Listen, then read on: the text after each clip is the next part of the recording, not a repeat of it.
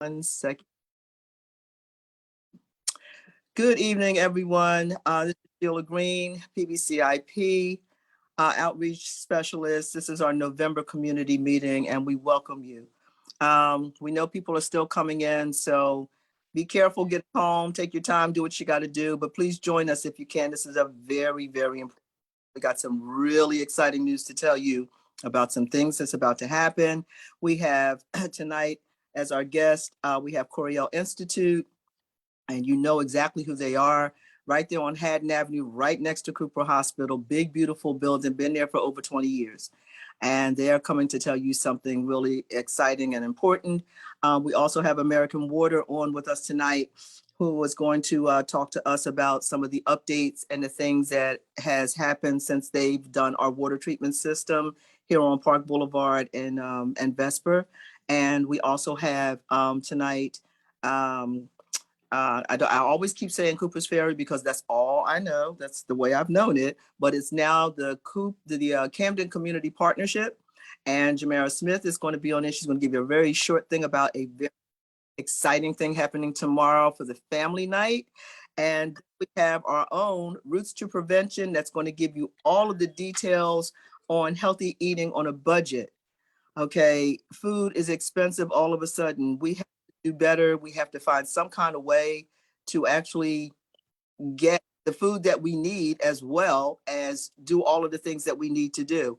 So we start off normally with the small prayer, and I normally just pray just to give us that same feeling of, uniting. So that way we're all united and we're all on the same thing. So I'm just going to open with a small prayer. The prayer is universal. This is not to anybody specific, God, it's to all of them. So this Heavenly Father and the creators of all your universe, I ask you tonight to bless us as we go through this meeting, to explain things that we do not know, and to accept the things that are about to change. We ask that you give each and every one of us the ability to be able to reach each other, even though we are strangers by way, but we are definitely connected because of you. So we thank you so much for all of what you do. We thank you for bringing this to us. We thank you for helping us to understand how important food is to our life and how important changes are to our life. And we ask that you enumerate this and illuminate this and expand this and all the light that you can to give us the ability to be able to share this with others so that they can also grow and be empowered and do all of that all of what that they can do to make their lives better so that we will all do what's right by you. We thank you and we bless you for that. In the name of those that sent, amen. So good evening all. Good evening, good evening. So I see I have, hey, Deb, I see you speaking up there. I see everybody. This is cool. Okay. So we're going to start off real quick, and we've got a big presentation going on here. I've got my co-host. I'm trying to see where's my co-host star? Let me see. They're on their way. Okay, they should be here any minute. Okay, so we're going to start off with Jamara. Jamara is going to give us just a very short overview of a event coming up tomorrow. So Jamara Smith from Camden Community Partners. Okay. Okay. Hello, everyone. I am Jamara Smith. I am a senior marketing major at Rutgers University, Camden. I'm an intern at Camden Community Partnership. I am temporarily Vija's replacement, the community events manager. I am hosting a family movie night tomorrow. We are screening Addams Family 2. It's a family-friendly event. I encourage everyone to bring children, bring family, friends, a blanket. There will be chairs out there, but it's first come, first serve. So if you're coming a little later, I would encourage you to bring a chair. There will be free food by Powder Blue LLC. It's a decent menu, so come out. I encourage everybody to come out and tell someone, spread the word. It's tomorrow at 4:45. We will have some resource tables out there. Kim Care will be out there giving out some COVID testing, like self-testing. But yes, that's it. I just encourage everyone to come out if they can, if their schedule is permitting them to. And I'm just here to share the word before my class. So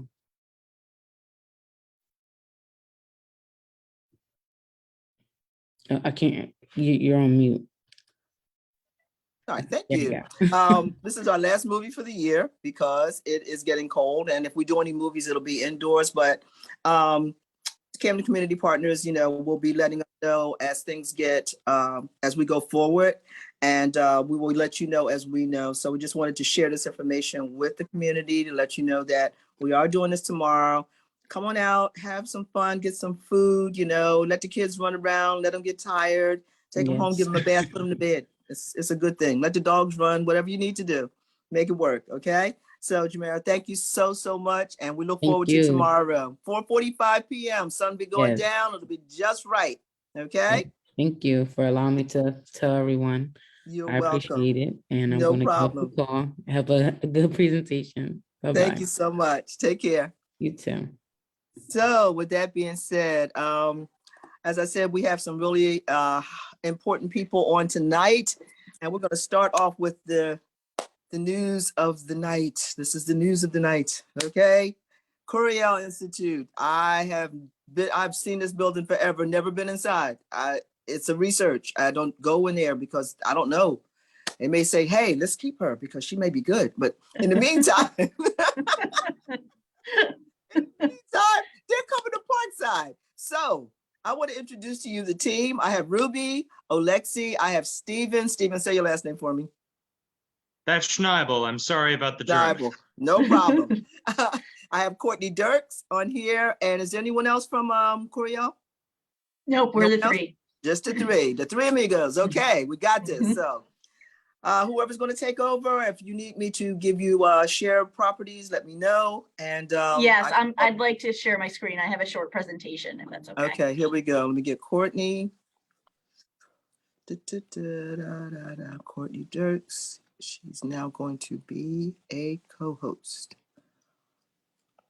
Believe it or not, I learned all of this stuff in a 2-year period. So we all got used to Zoom pretty quickly, didn't we? Real quick.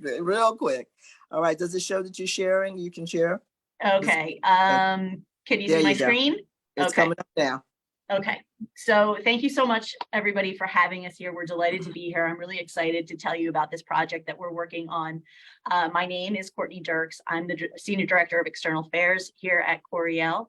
I wanted to start by telling you a little bit about who we are now, and then I'm going to pivot to who we plan to be in the next couple of years. And then I'm going to hand it over to my colleague, Steve, who's going to tell you about a grant that we're applying for through the EPA that we need the community's feedback on. So this picture here that you see, this is our current building. This is where we're located at 403 Haddon. We've been in this building now for about 30 years. We are an independent, not-for-profit biomedical research organization that was founded by our namesake, Dr. Louis Coriel, here in Camden in 1953. Dr. Coriel was an infectious disease specialist with interest in viral diseases. He was a key player in the development of the polio vaccine. He originally started out at CHOP in Philly, and he moved to Camden in the late 1940s to work at Camden Municipal Hospital. He headed up the polio efforts there. Polio at the time was ravaging the country, and there was no treatment or cure at the time other than those iron lungs. And so he was really interested in working to develop the vaccine. We like to tell the story that he's actually the guy behind the guy who won the Nobel Prize for the development of the technique to grow the vaccine in a dish. One of the major barriers to the development of the vaccine was being able to grow the polio virus in a dish so that people could work on it.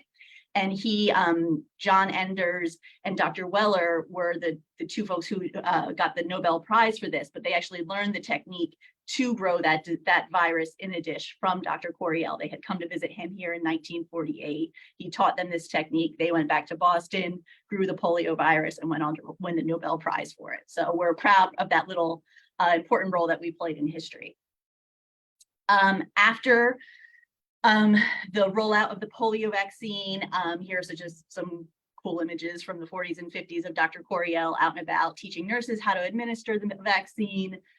working to administer you can see the one with the screaming baby, the smiling doctor in the bow tie is Dr. Coriel, as they administer the inoculation to that child. So this was a huge success, and he came back to Camden as a bit of a national figure and really was able to leverage his popularity and the goodwill that he had earned to raise enough money to launch the South Jersey Medical Research Foundation, like I said, here in Camden in 1953. So when he retired in the 80s, we named the institution for him. He was a beloved character by all accounts. He was just a genuinely decent, nice human being, and we were very proud of his legacy. So we named the institution for him. And this is who we are today. So we're home to leading research on opioid addiction, cancer, aging, epigenetics, and genetics. The linchpin of our institution really, though, is our biobank. So I'm a layperson. I'm a lawyer by training. I have no scientific education beyond chemistry in college, which was a joke for me. But so the way I like to think about what a biobank is I compare it to my mind to Amazon. So you can think of us like Amazon, but for cell lines and DNAs. And if you're a scientist or a researcher, so if you're a scientist, say in California, who's working on Alzheimer's disease, and you need samples of that disease so you can grow that in a dish and do whatever experiments you need to do, you can go onto our catalog, search for Alzheimer's, narrow down the parameters of what you're looking for by demographic, age, other diseases affecting the sample. And if we have that sample, it'll show up. You can put it into your cart, go through the purchasing process, and it'll show up at your door, at your lab bench in a couple of days, and then you can use that for your work. So we're like Amazon, but for scientists. We're very proud of our collections. They include some of the rarest genetic diseases known to science. We work with the NIH, disease foundations, and rare disease families to continue to grow those collections. And we're over 100 jobs here in Camden right now. I'm also pretty proud of our diversity and community engagement efforts. Of the scientific roles here at Coriel, 56% of those roles are women, when the national average is about 28%. So we are overrepresented in women. That's actually a legacy from Dr. Coriel. We also host the annual science fair, which hosts over 100 students from Camden, Burlington, and Gloucester counties. We host a competitive internship every summer for high school and college students. And in the last couple of years, we've actually started really to work to get more Camden youth involved in that. It is a competitive internship, but if you know of a talented high school or college student with a passion for science that you think would be interested in this, please reach out. We have information about this on our website. I really do think it's a great opportunity, and we'd love to get more Camden local kids involved in that. We also do your basic ad hoc community engagement efforts. We volunteer at Cathedral Kitchen from time to time. We sponsor youth sports, and we do the mayor's cleanup events whenever we've got the availability. And actually, the project that I'm about to tell you about next, we're excited because the architect we're working with is a minority woman-owned business. So that's who we are today. Here you can see we are an international scientific organization. We send our biosamples, the samples that we send through our catalog, we send them all around the globe. So we've sent to 87 countries around the globe so far. We're experts in the shipping techniques. Obviously, there's a lot of logistics that go into sending, live cells around the globe. So that's who we are. Now we're looking to who we're going to be in the next 10 years, the next 30 years. So we're kind of at a crossroads here because we've been presented with a challenge that we're choosing to view as an opportunity. The building that we're in is on Cooper's campus, and it is currently owned by Cooper. And I'm sure you've heard they have plans for some dramatic growth over the next couple of years. And we've been told that our lease, when it expires in 2024, will not be renewed. So we are in the need of a new home. We're also growing by leaps and bounds here. We've grown by, I think, 10% in the past year. And sorry, there's somebody waiting to, I'm just going, okay. We've grown by leaps and bounds, and we expect to continue to grow, especially as we launch the Camden Research Center, which we're planning to do at the beginning of next year. This is a joint partnership between MD Anderson at Cooper, Rowan Medical School at Cooper, and us. It'll be a three-way partnership to do some basic cancer research here in Camden. We expect that will grow the Institute over the next 10 years by about 80 to 100 jobs. One thing I'm actually be interested in your input on is our activities to actively recruit Camden residents and minority applicants. We have tried this, we continue to do this, but frankly, we've had limited success in this area. We share our postings with the Camden Community Partnership, the Camden Work site.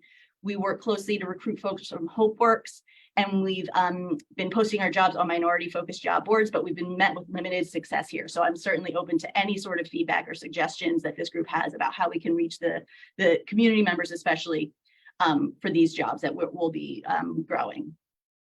So what I'm about to show you is phase one of this plan. We envision this in 2 phases. Phase one is going to be about an 80,000 square foot life science building. So labs, biobank, and administrative offices. And then phase 2 would be an opportunity for this to grow in partnership with either the New Jersey Economic Development Agency or the private sector. And we really do think that, I'm sure you've seen across the river in Philly how they've benefited from the boom in biotech and the boom in eds and meds growth. And we really do think that there's a lot of opportunity here in Camden to leverage that growth and to bring some of that here. So our sweeping vision here is a world-class science and innovation campus with incubator space and cutting-edge infrastructure that's things like imaging cores and different types of scientific cores that aren't available throughout South Jersey to position Camden to take advantage of the science and the biotechnology boom. So here you can see, I don't know if you can see my mouse, but you can see up in the upper left of the corner where we're currently at. So this is 403 Haddon. The site that we're looking at is over here between Walnut, Princess, Memorial, and Pine Streets. It's right behind Campbell's. This is Campbell's parking here. So on the next slide, you'll see this site more up close. So this is the site as we're envisioning it now. The grant that Steve is going to talk to you about in a minute is focused on this soap site here. We call it the soap site because it was the home to a former soap factory. So to us, that's the soap factory site. The actual building of the research center will be on this piece of land here that's currently a leather, or it was an old leather factory, a leather tannery. So we are in the process of securing this, the property here, the rights to the property here. But we would have to tear that down, then remediate that land and develop it. The grant that Steve's going to be talking to you about, though, is for the soap site up here.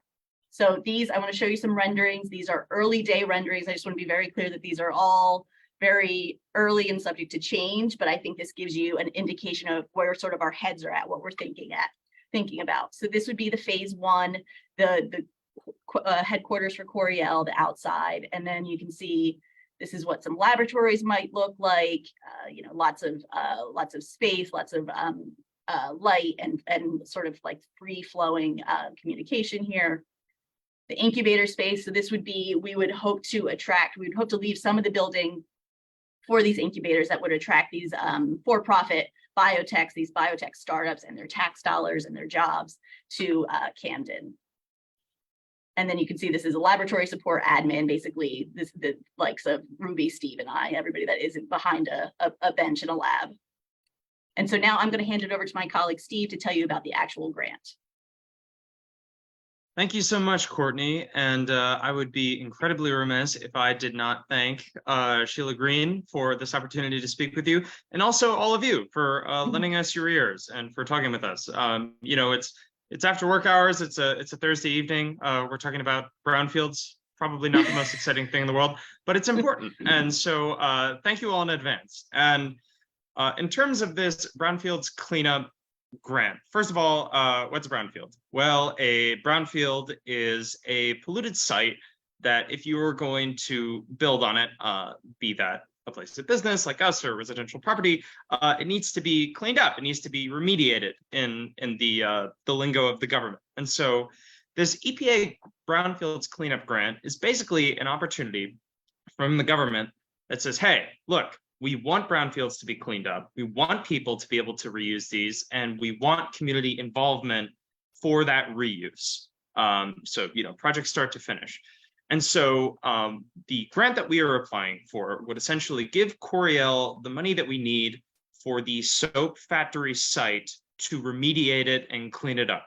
And so what does that look like in the Parkside community specifically? That means that building, if any of you have driven past it or walked past it, that white soap factory building, this grant would demolish that building. It would get rid of some of the hazardous materials in the soil, which they're there, unfortunately. So it would get rid of those hazardous materials as well as the demolition debris and everything, and it would cap it. And so I did not know this at all, but when you cap a brownfield site, you are essentially putting asphalt over all of that, contaminated soil, that which has not been removed, so that people aren't exposed to it. This is not the kind of chemical spill where capping it wouldn't be enough. Thankfully, capping it is enough to remediate the site, and that's what we're seeking the money for. And so this, I want to say again, and I really want to stress this, is that this is part of the Coriel New Home project in brief. This is a small component due to a number of logistical and legal things. This grant really would only apply to this lot, and it would be, again, I want to stress this just so you have crystal clear idea of what's going on: demolition of the soap factory, remediation of the soil, and capping it with blacktop. And now that blacktop, that site, once the soap factory is gone, that would play a role in the scientific campus, right? So there's multiple lots. It would all be, fenced in. Construction would be going on all of it. This is but a part, and the final reuse in specifically, I've been given to understand it's still a little bit up in the air, but it will be playing a role as part of the campus. And so a big, very important part of this grant is community involvement, right? We've been working with Sheila and Bridget and Olivette, whom you may know. We're going to continue to work with them.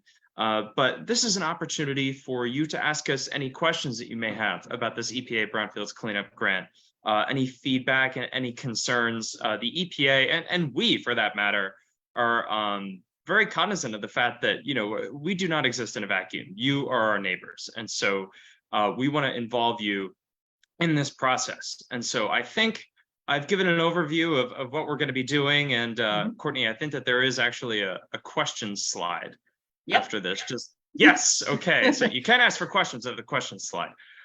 So any questions or comments that you may have for us about this site remediation, those that we can field tonight, I think we're going to try to field them, and all feedback is going to be recorded and actually taken into consideration. So I just want to open the floor, and thanks again to Sheila for giving me the time here. Oh, you are so welcome, Stephen, and so are you, Courtney. So the floor is now open for questions or comments from anyone that would like to ask any questions. I'm going to lead the floor, actually, because in my former life, when I worked for the United States Senate, we did just this. We dealt with brownfields. That was our job, is to make sure that, I had a list of them. We know where they all are. I mean, the old, it was a Knox Gelatin site that was in North Camden. That's an old Brownsfield site. There's a few of them. Even here, we have where there were candle buildings or candle companies and places that did oil for oil burning lamps and things like that. All of those places just basically just got torn down, and then they just got buried under the ground. So all I want to do is just to make sure that people understand that when a site is remediated in a Brownsfield situation, that the site, the debris that's in the ground is not something that's going to become airborne. So that's one of the things that most people are really concerned about, is what becomes airborne. And if you want to, whoever wants to answer that question, just to make sure that the audience understands how the site is cleaned and where all of the debris goes, and it doesn't actually flow all over the place, and it's going to affect the neighbors and, animals and things of that nature. So I'm not the environmental remediator, but it's my understanding that the folks that we would bring in would do all that is required to make sure that any of the contamination that would be stirred up when they dig it up is confined and contained and removed. I can reach out to them and get more information, but my understanding is that the effort here is, of course, to contain it and to not make the problem sort of worse before it gets better.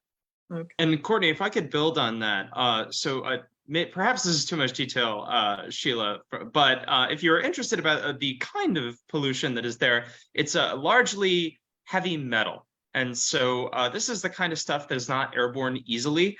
This is actually why capping it works. If it, for example, out there example, but believe it or not, it's a problem in cities. It's a problem in Camden, radiation, right? Remediation of an irradiated site that's a lot more troublesome, obviously. So thankfully, the capping procedure for remediation would work because it is just a lot of toxic heavy metals in the soil that, you know, if you dug a hole with a spade and you stuck your hand in the hole, then yeah, you know, that's not terribly safe. Or if you're standing atop it, you know, unremediated, yeah, that's not terribly safe. But if you cap it, that should be enough. And like I said, they're going to be taking out some of that soil and disposing of it. We are going to be working with certified contractors to do that work.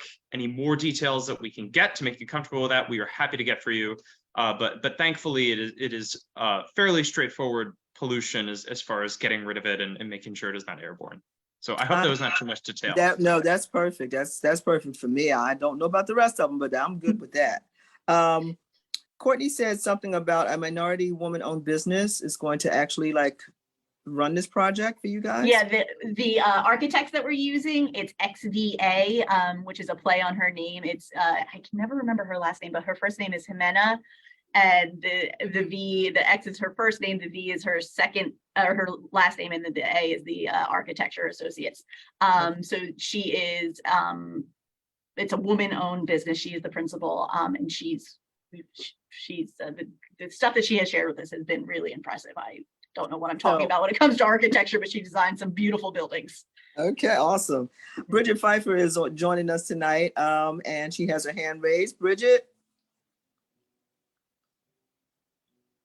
Hi, good evening, everyone. So just a couple of questions. I think Sheila, you asked one of the most pressing ones, which is, you know, how will the remediation impact the community? And I know hopefully we'll have an opportunity to hear more about that process as you go through, you know, your grant process. But just timing wise, what's your grant deadline? When do you anticipate being informed as to whether in fact the funding has been secured or not? Like just get a real sense of when do you anticipate remediation if you're successful with funding for that process to begin. So I'm a very kind of visual. I need to kind of understand conceptually before I can kind of really wrap my head around things. So that timeline I think is important. Sure, that's a great question. I have the timeline in front of me right now. So some key dates for you in terms of when is this going out to the EPA? That is in about a week and a half. We are submitting it on November 21st. And so what was circulated throughout the community was a draft. Obviously, this draft we're still reworking it, finalizing, and a lot of very boring administrative documentation is going to be added to it. But that's going out to the EPA on November 21st. Second, when do we find out when we are going to get the funding? That happens in spring of 2023. I wish I could be more specific than that. That's what the EPA tells us, so that's what we know. Let's say that we're funded. What would happen then is we would negotiate with the EPA the conditions of the award, and then in terms of shovels in the ground or dynamite in the building, I'm again not entirely sure how that would go, but that would actually start in July of 2023, and so that is the timeline that we're looking at. So there's a bit of a delay, and I think that the actual remediation progress, assuming that it starts as soon as possible on time, I think that takes about 6 months. That's what we're planning for. Could be slightly more, could be slightly less. That is the estimate that we have at the moment, though. I hope that answers your question. Is that okay for you, Bridget? Yeah, I think that does. I think it gives everyone in the community and on the call a sense of, you know, what we're talking about in terms of the timing of this. So, yep, it's perfect. Oh, good. So that's from our CEO. So she goes through this a lot. So she does know like grants and money, and does it all come together, and does it not come together, and what happens when it does it, and how long does it take, and the waiting period, and oh my God, the gray hairs you grow.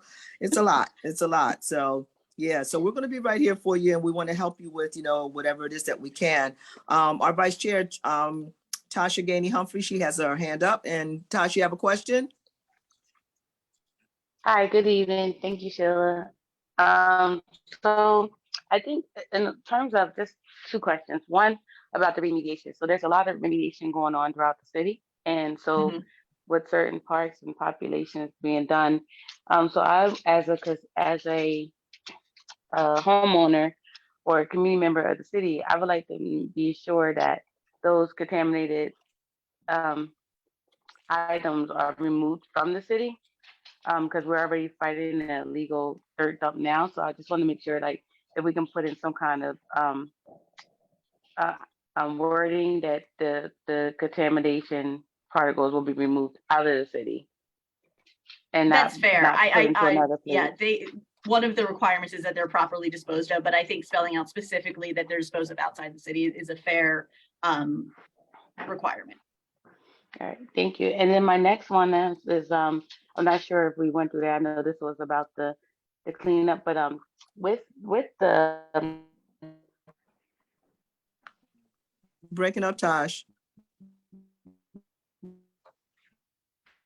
Sheila, She's still, we're losing. the dog. Mhm. Okay, Tosh, hold you on, let me back? try to go.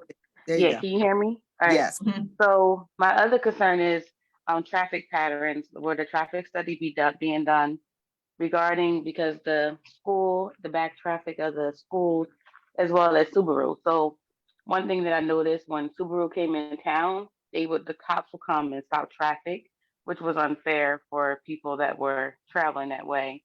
So I want to know if some kind of traffic study is going to be done to help with the flow of traffic in that tight area around there. Yes, so a traffic study will be done, and we've already anticipated that, of course, that there would be concerns about that.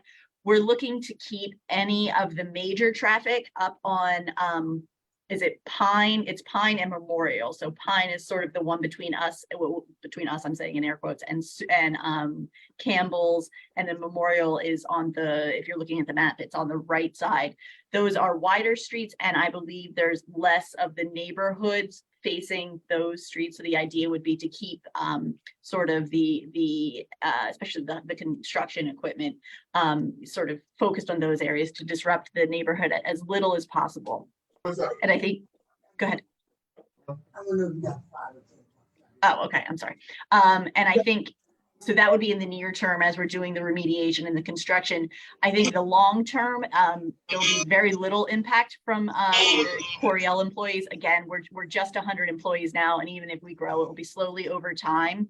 And we keep pretty regular hours. It's a 9 to 5 business mostly. We do have some of our lab techs who come in early, but it's there'll be minimal increase in street traffic.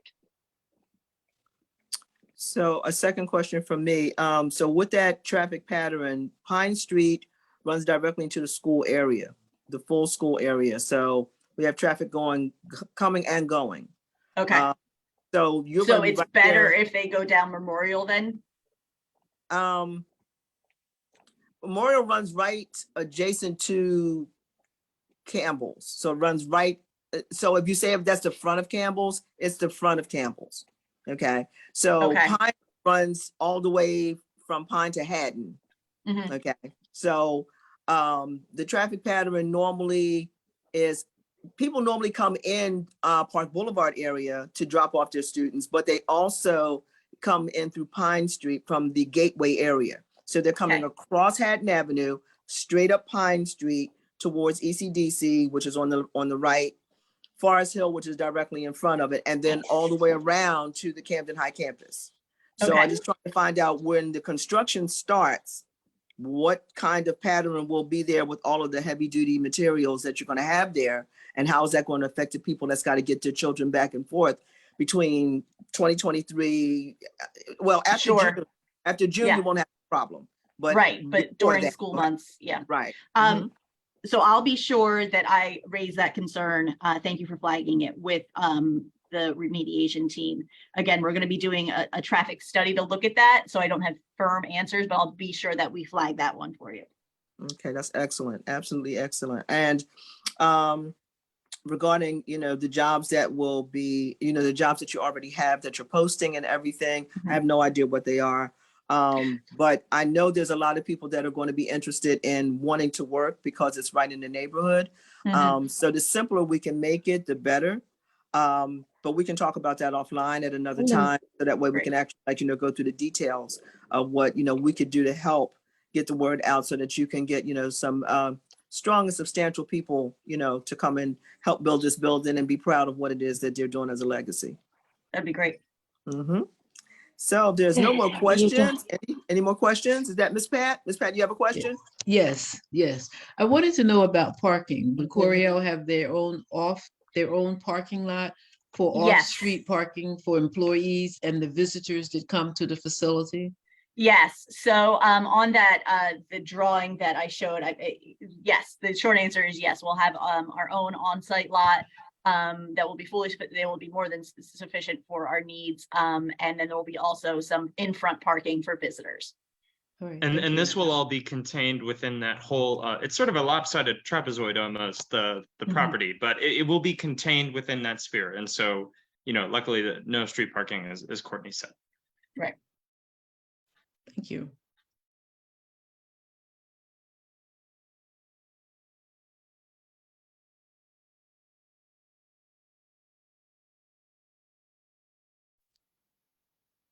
I'm playing like 3 people right now. So if you don't see me, that I disappeared for some other reason.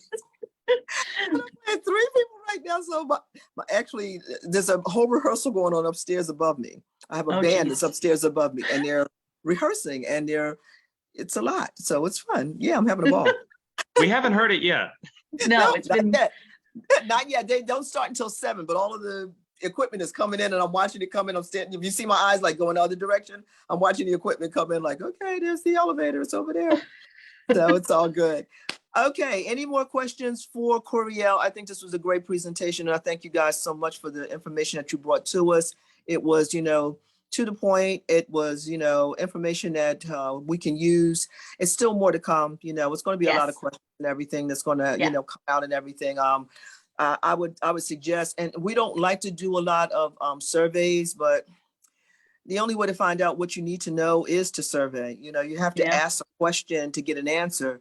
So we may have to do some kind of survey of some sort. I wouldn't start it until January, March of next year. I really Okay. wouldn't. I would even, get the word out, if you want to do some kind of flyer or presentation or Facebook or Instagram stuff. Hey, Coriel's getting ready to do this, when you know that that's the move you're about to make, and put it out there so people can know, because they're following all of the social medias. Yeah. One way or the Yeah. other. So once they know this stuff, it doesn't have to always come directly from us, but it's good that we would be the backup guys to let them know, yeah, we understand who Coriel is. Like, we have American Water on here with us now, and they're like our best friends right now. So we want everybody to be in the same ballpark. So we thank you guys for the information, and I look forward to working with the trio again. You got my email. Send me whatever. If you want to come here and have a presentation, we can do an open presentation here. So just let me know if you want to do that. We'll talk about all the details with it. And if there's no more questions, we're going to move on to the next guest. Thank you so much. It was really our pleasure to be here. I put my contact information in the comments. Please don't hesitate to reach out. Thank you so much. Thank you so much, Courtney. We've said it a million times, but thank you. Really, it was great to be here tonight. Thank you. And you too, Ruby. Thank you for keeping us locked in and connected. That was really good. This is good. Thank you Thanks, guys so Sheila. much. So we're going to move right along to our next guest. And let me get my information back here. I know that American Water is on standby, and my best buddy, Joey Rodriguez. Sheila, how's How it you going? doing? Look, oh my God, I haven't seen you guys almost in a year, like all together. It's been a Oh, while, but we're it's excited to be been back. wild. Yes. So I wanted to get you guys in here as quickly as possible because I know there's other things going on. So I'm presenting that to everyone who don't know. This is the American Water team. They were the ones that brought us the information about the plant that has been restructured and rebuilt and everything else that's down here at the end of Pine and Vesper. And now they're going to give you the new information on what it is that has happened to this thing and what let me say this before you guys get started. Okay, my water, I drink it out my faucet now. Okay, I'm just letting you know. I actually drink my water out of my faucet now. I mean, I haven't seen brown water since you did. The water is so, and it's sweet. I don't know what that part of it is, but it's got a sweetness to it. And it just, I feel comfortable. And when I take a shower and everything, it's not drying anymore like it used to. It may be just me, but I'm just telling everybody what I'm going through because they need to they need to actually look at it. Okay, well, what happened? What did American Water do? So I'm gonna stop there and let you guys tell them just what you did. Awesome. Thank you, Miss Sheila. No, we really appreciate the time coming back. As you mentioned, we've been since the very start of the project, wanting to stay connected with you all and really just keep you up to speed as to what's been happening and what's been going on, and being transparent in that front. And so, I have Brian on here with me, who's our general manager for our contract services group. And I'm also accompanied by Jim Hopkins, who works directly and closely with the city of Camden. So we work really closely as a team to make sure that this project continues to really service not only Parkside, but the rest of the city, and providing that clean, safe water for you and that sweet water for you, Ms. Sheila. So I'm going to go ahead and share my screen if I can, just for a quick moment.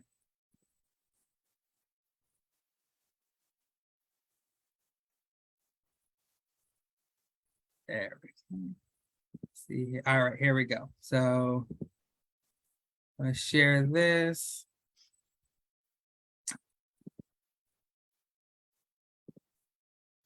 All right, can you all see that? All right, perfect. So as I mentioned, we're with American Water. I really like to always start opening things up with just this map. It's a really great reminder of kind of our footprint in the city of Camden.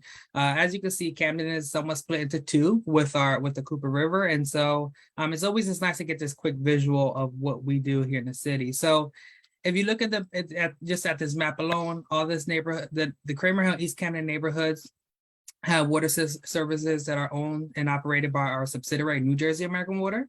And then everything west of the city, west of the Cooper, is systems that are owned by the city of Camden, who's entered an agreement with American Water to service and maintain the systems. And so again, just a quick visual, just reminding folks how our footprint kind of maps out in the city of Camden. We all work closely together. And so I'm just gonna go ahead and let the guys kind of who deal with it on a day-to-day basis really kind of dive into that just a bit. And then the quick update on our facilities in Parkside. So I'm going to go ahead and pass it over to Brian, and we'll go from there.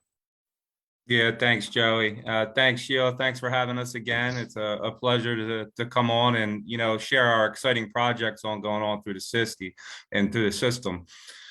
As Joey said, it gets a little confusing on the differentiate between American Water, New Jersey American Water. And just to give you an idea of what we're contracted to do through a service agreement with the city, we are contracted to operate, manage, and supply maintenance and repair to the city's water supply system and their sewer collection system.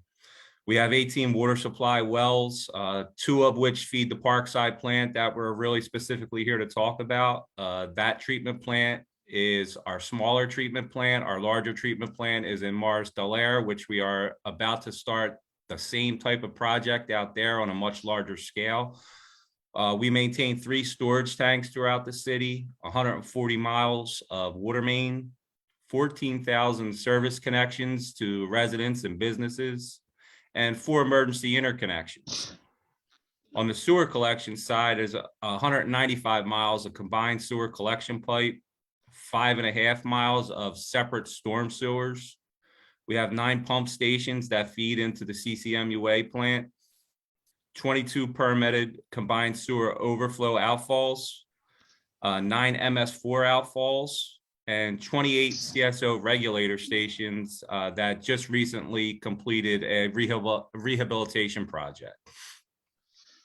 It's also important to note the following, that American Water Contract Services does not set the rates for the customer charges for the Camden water sewer system. We follow the city ordinance in operating the management for the water and sewer system. We are also not responsible for funding the capital improvement programs for the water sewer system, which is actually what the Parkside project upgrade is. That is funded fully by the city. We get assigned those specific capital improvements under the city service agreement, but again, those are funded by the city. Next slide, Joey, we can talk about update on the Parkside plan. Yeah, so back in 2020 and 2021, the New Jersey DEP set a maximum contaminant level for 3 of the per and polyfluorinated substances, which are commonly known as PFAS. At the time, the current treatment technology used at both of our treatment plants were inadequate inadequate to treat the PFAS. Back in 2018, we started shutting off some of those supply wells for the Camden water system when we knew we had some elevated levels and haven't been turned on since. So those were above the MCLs set by the New Jersey DEP. So working cooperatively with the city, we started, supporting the engineering team and developed a plan to treat the PFAS at both plants. In April of 2021, we were assigned that capital improvement project plan to install PFAS treatment at the Parkside treatment plant. And just early January of this year, the Parkside plant was producing PFAS-free water. Just a couple pictures there that you see just shows the ongoing construction. The vessels at the top left-hand corner, those are what's basically treating the PFAS, just basically granulated activated carbon inside those vessels are removing the PFAS. The aerial shot is the new building, which houses the new sodium hypochlorite room, which is your disinfection. There is a new chemical room in there as well, a new electrical room in there as well. And currently right now, the project's coming to a close, just some final tune-ups. We're adding some new computer component systems to relay back and forth to the plants from Parkside back to our main Morris Del Air treatment plant. The bottom right-hand corner just shows a rendering of some of the buildings that are surrounding the valve tree huts over there. Just an overall great project. We're very excited about it. We've been treating PFAS-free water now, like I said, since January. We're actually in the process right now of doing our first carbon change out, getting that on schedule. So that lasted about since January till we're estimating sometime next month. So a good 10 months until we had to remove that media. So we'll have a contractor come out, take the spent media out and put new fresh media in. That's looking like it's going to be once a year. We'll have to do that. And then we'll switch back. It's a lead lag system where the water flows in through the lead system, takes the bulk of the PFAS and then moves into the lag system, which takes out the remaining. So that lead vessel has to get removed and then get regenerated. Then the lag becomes the lead and vice versa. And we'll just keep switching that. Hey, Brian, can I add something here as you go through this? Absolutely, Jim. I am now a city employee on a part-time basis. I have been the city's consultant on this project since American started a year and a half before they started. I was involved and been involved off and on with the city for almost 20 years. If you can see there, the last two bullets, it said in early January of this year, the Parkside plant began producing PFAS-free water. In April of 21, that was when the city actually approved the funding for this project. But actually in October of 2020, the city basically made a decision, but it took the city several months to get all the paperwork together for that. In effect, it was 14 months since the notification to the start to this project get done. And what this contract provides the city is an opportunity to fast track things, to make sure that things happen as quickly as possible, and maximize the benefit of the services there. People like Brian, I first met Brian, he was a city employee 20 some years ago, right? He's worked at this plant as a Camden resident and basically there's a lot of dedicated people who have changed uniforms several times that are committed to providing high quality water. And now with the support of American as the lead contractor, we're able to draw on a local talent international basis from a standpoint of what they bring to the table. And Camden is benefiting strongly from this. Appreciate that, Jim. Thank you. Yeah, another project I just wanted to touch on is the lead service line replacement. The state of New Jersey is well ahead of the rest of the country with this, where they're mandating that all lead service lines are removed from every water system in the state of New Jersey. And Camden, I believe, is a little bit above the process where we're ahead of the game here, so to speak. Just waiting on a little bit of funding again from the city to really get started to where we start Sorry again, Sheila, but we're going to start tearing some streets up in the city of Camden. But this is very crucial to get these lead service lines out of the city. But just a couple key dates and actions that have already been met. Back in July of this year, the effective date of the legislation, September of this year, the initial count of lead service lines from each water system in the state is now required to be reported to the state. We met that deadline. January of this year, the initial system service line inventory by material type and location is submitted to the New Jersey DEP. And just a little bit of background on that, since Jim had told you my past history.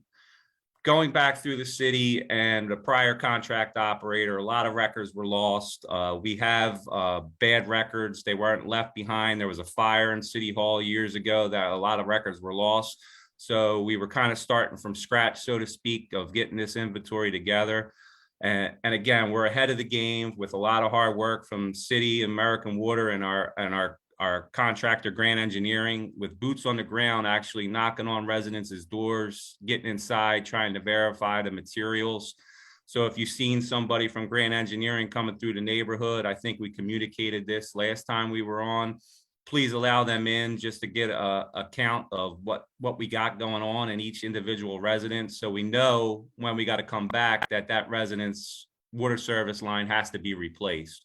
Very important to get those out of the system. So back and if I could add again, Brian, to this, right, we say, right, the city's performance for lead in the water meets all federal regulations and state regulations.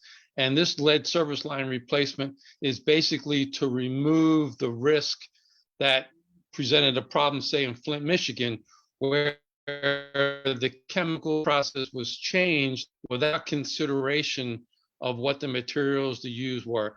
And so what's happened on the state of New Jersey level is to eliminate that potential possibility of happening. You know, the state has mandated that everyone would have 10 years to get rid of this material so that you don't have the risk of that type of event ever happening in the future again. Thanks, Jim. Sure.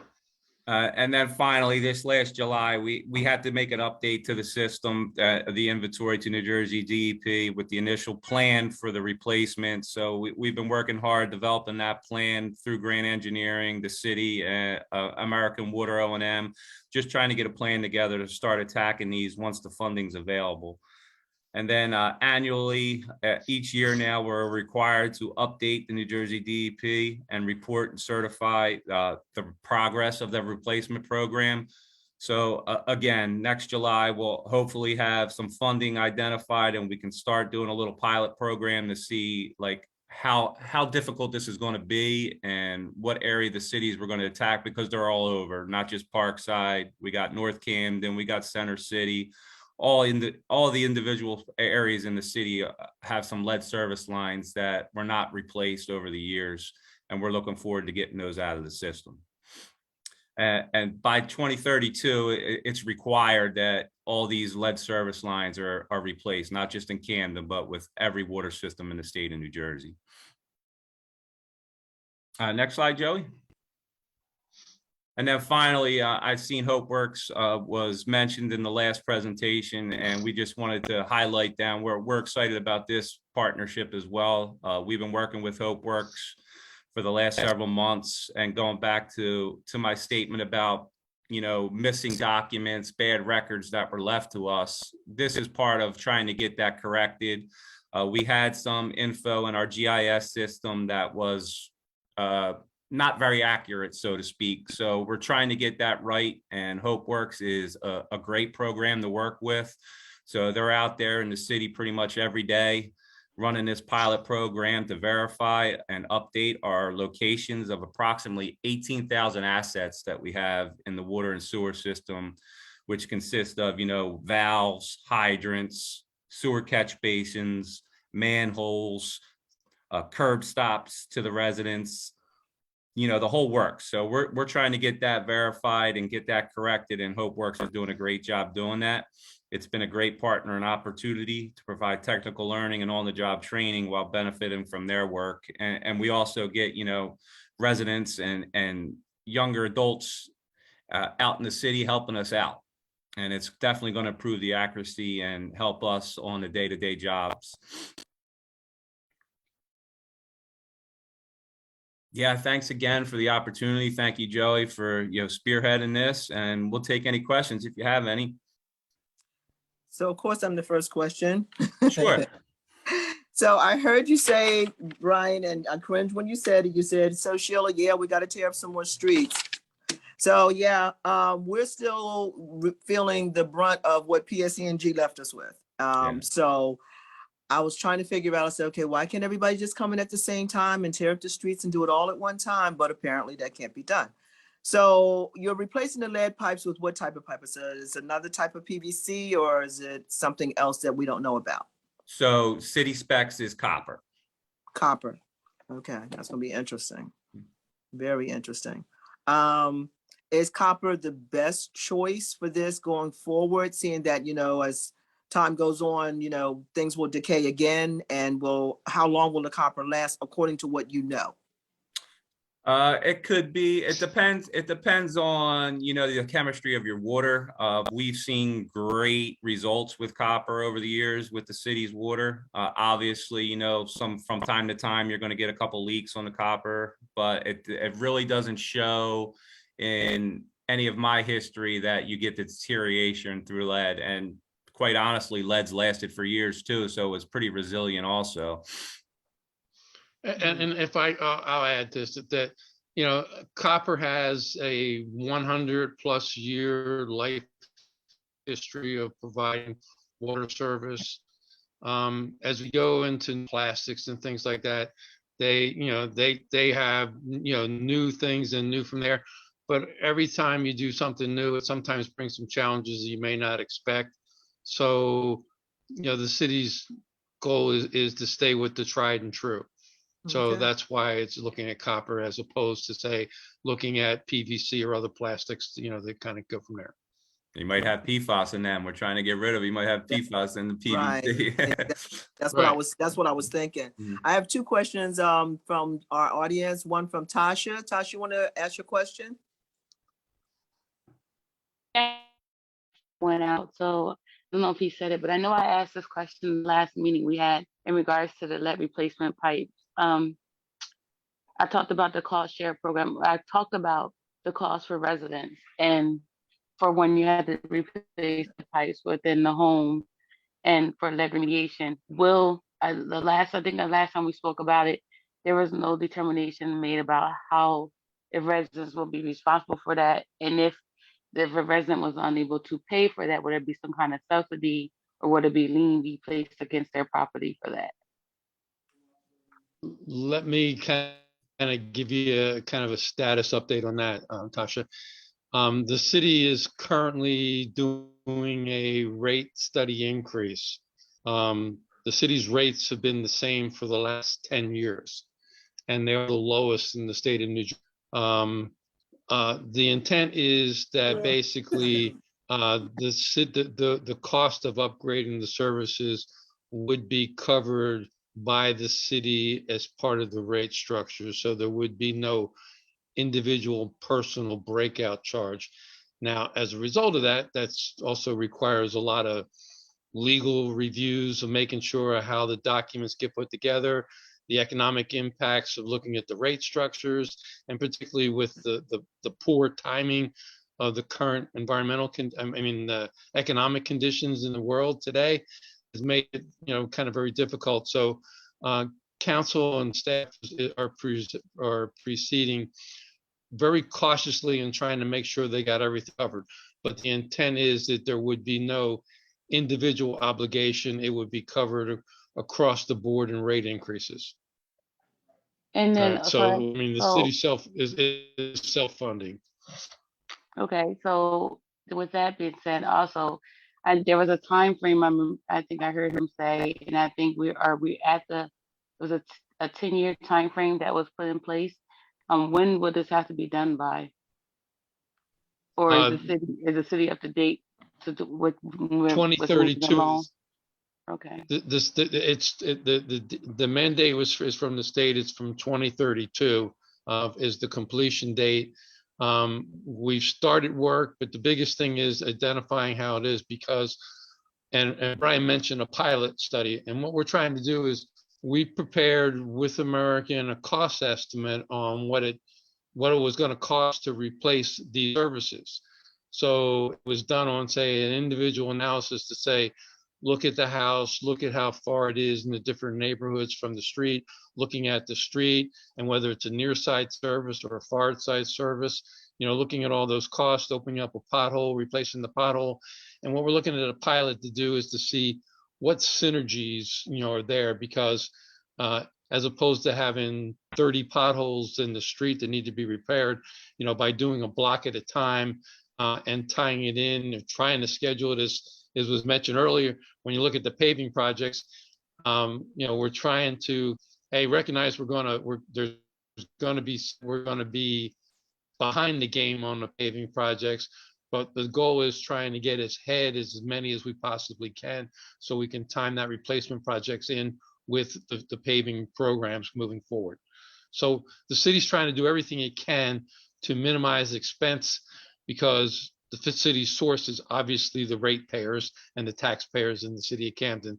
So, every bit of study is looking at how we minimize that cost exposure and how we maximize the benefit to everyone.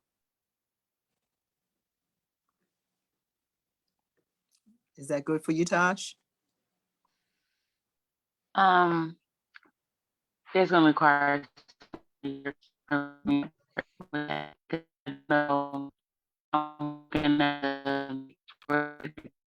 Tosh, you're breaking up. We can't really hear it. Breaking up. Sorry, I was just saying. I said that will suffice for now, but I'll just do more research on it because I do know there is like you said, a 10-year where the city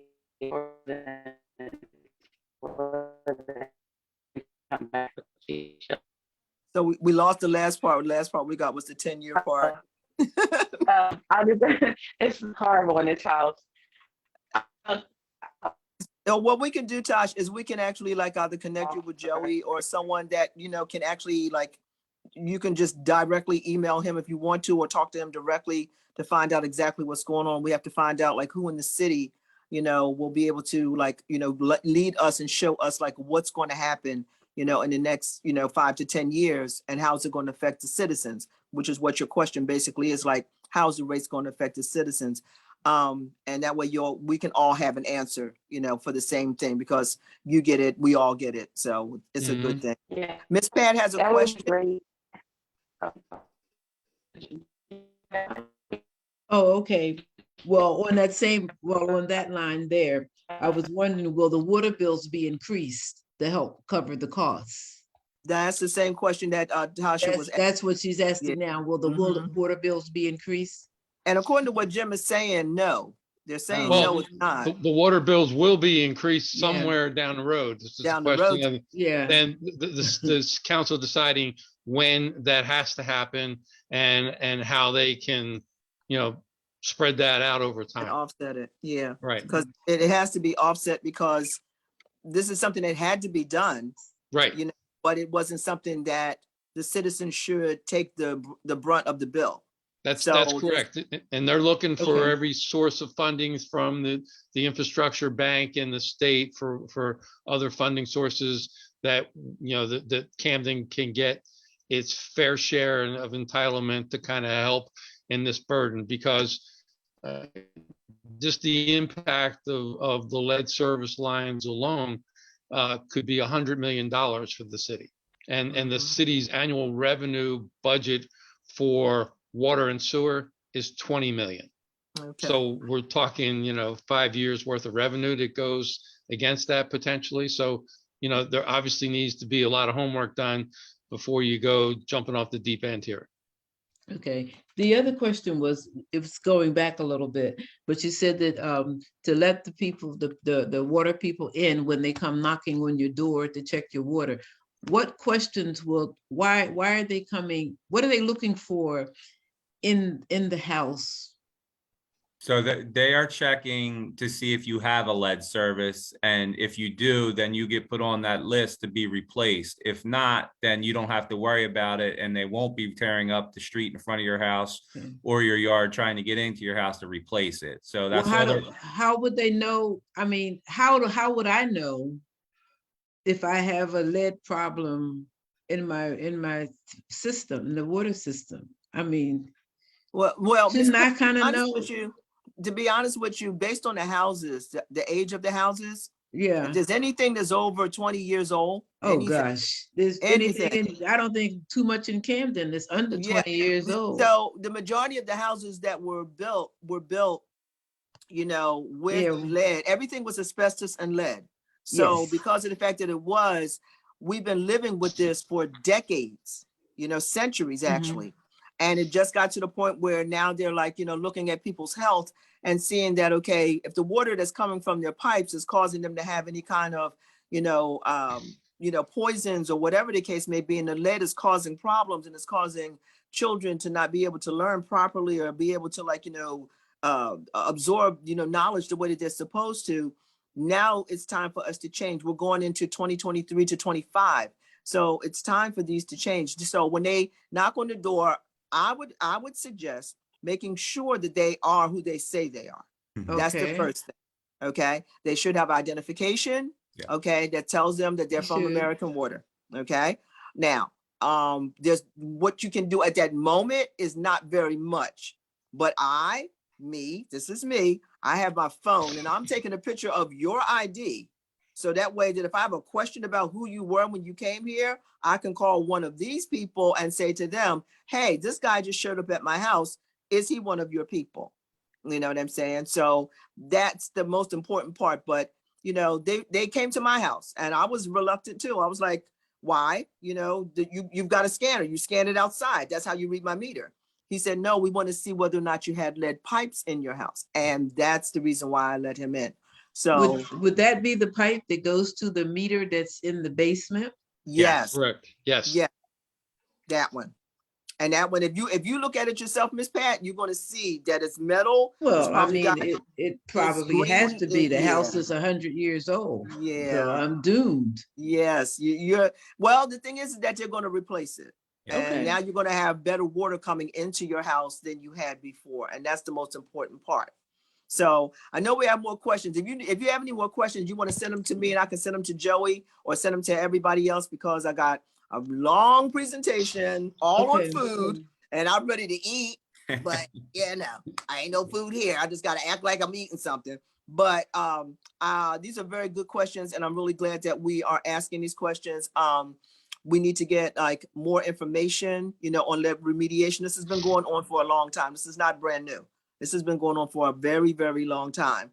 And it was lead paint and then it was lead pipes and anything that else is lead. And the people that started building, 20, 30, 50, 70, 100 years ago, they had no idea. They had no idea that they were slowly killing us down the road. They didn't know that. But they used the best materials that they had at the time. Now we have better materials. And the materials is going to give us a better, opportunity to have a healthier life. And that's basically all we need right now. We just need to be healthier. After this COVID situation, everybody wants to be as healthy as possible. And water is the best source of health. So without that, we'll be messed up. So I appreciate what it is that American Water has brought to us and is bringing to us and is helping us to understand. And I'm glad that they are, right there to be able to answer our questions and be, on point with what it is that we need from them, as we go forward. This is a long process, it's a long project, and it's a lot of work. Nobody knows how many hours these people put in. God knows, they like every day, all day, and sometimes Saturdays and Sundays too. So, but we appreciate the fact, Brian, Jim, Joey, Tosh, you still there? Yeah, I said I did put in the chat to check out leadfreenewjersey.org. Yes, ma'am. That Yes. was that impact and everything that's going on about lead and advocacy. So there's a letter that they got to the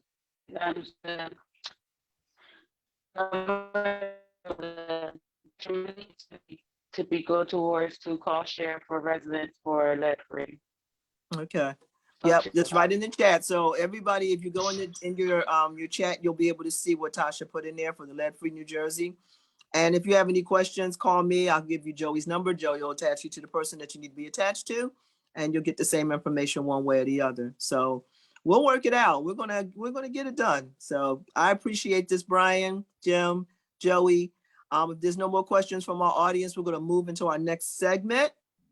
Thank you, Thank Ms. you. Jenna. You Thank guys so you. much. Thank you. Have a good so night. much. Thank Have you. a good night. Thank You too. you. Bye. So we're going into our own Roots to Prevention. Hey, it's us. This is our own Roots to Prevention. Jonathan Wetstein has been the managing director of this for a very long time with PBCIP. And he just took this and took it under his own, put his fingers down into the soil and just decided like, hey, this is where we are. So I am going to do something that I normally don't do. I'm going to turn this segment over to Jonathan and let him introduce all of his guests, tell them what they're going to do. Everybody's got their segments and they're going to be able to give presentations.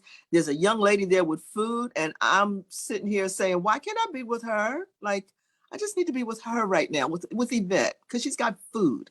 But let's go, Jonathan. Let's get it done. I see iCreators on here as well. And we're going to turn this over to you. I'm going to give you guys all this opportunity to be co-host. Jonathan, are you on Roots to Prevention? All right, I'll be Roots to Prevention. It's going to be a co-host. Yeah, I need screen sharing permission. All right. Travis is also on here, but I have the presentation. All right, so it comes up Roots to Prevention on both of them. So I gave both of you co-host abilities. Okay, I'm good now. Okay, and that should be it. You got it? Yes. Good. All right, terrific. Welcome everyone, and thank you so much for having us. Again, Jonathan Wetstein, been involved in Parkside for 11 years, working on strategies to make it easier for families to grow and sell produce for income and for increased wellness.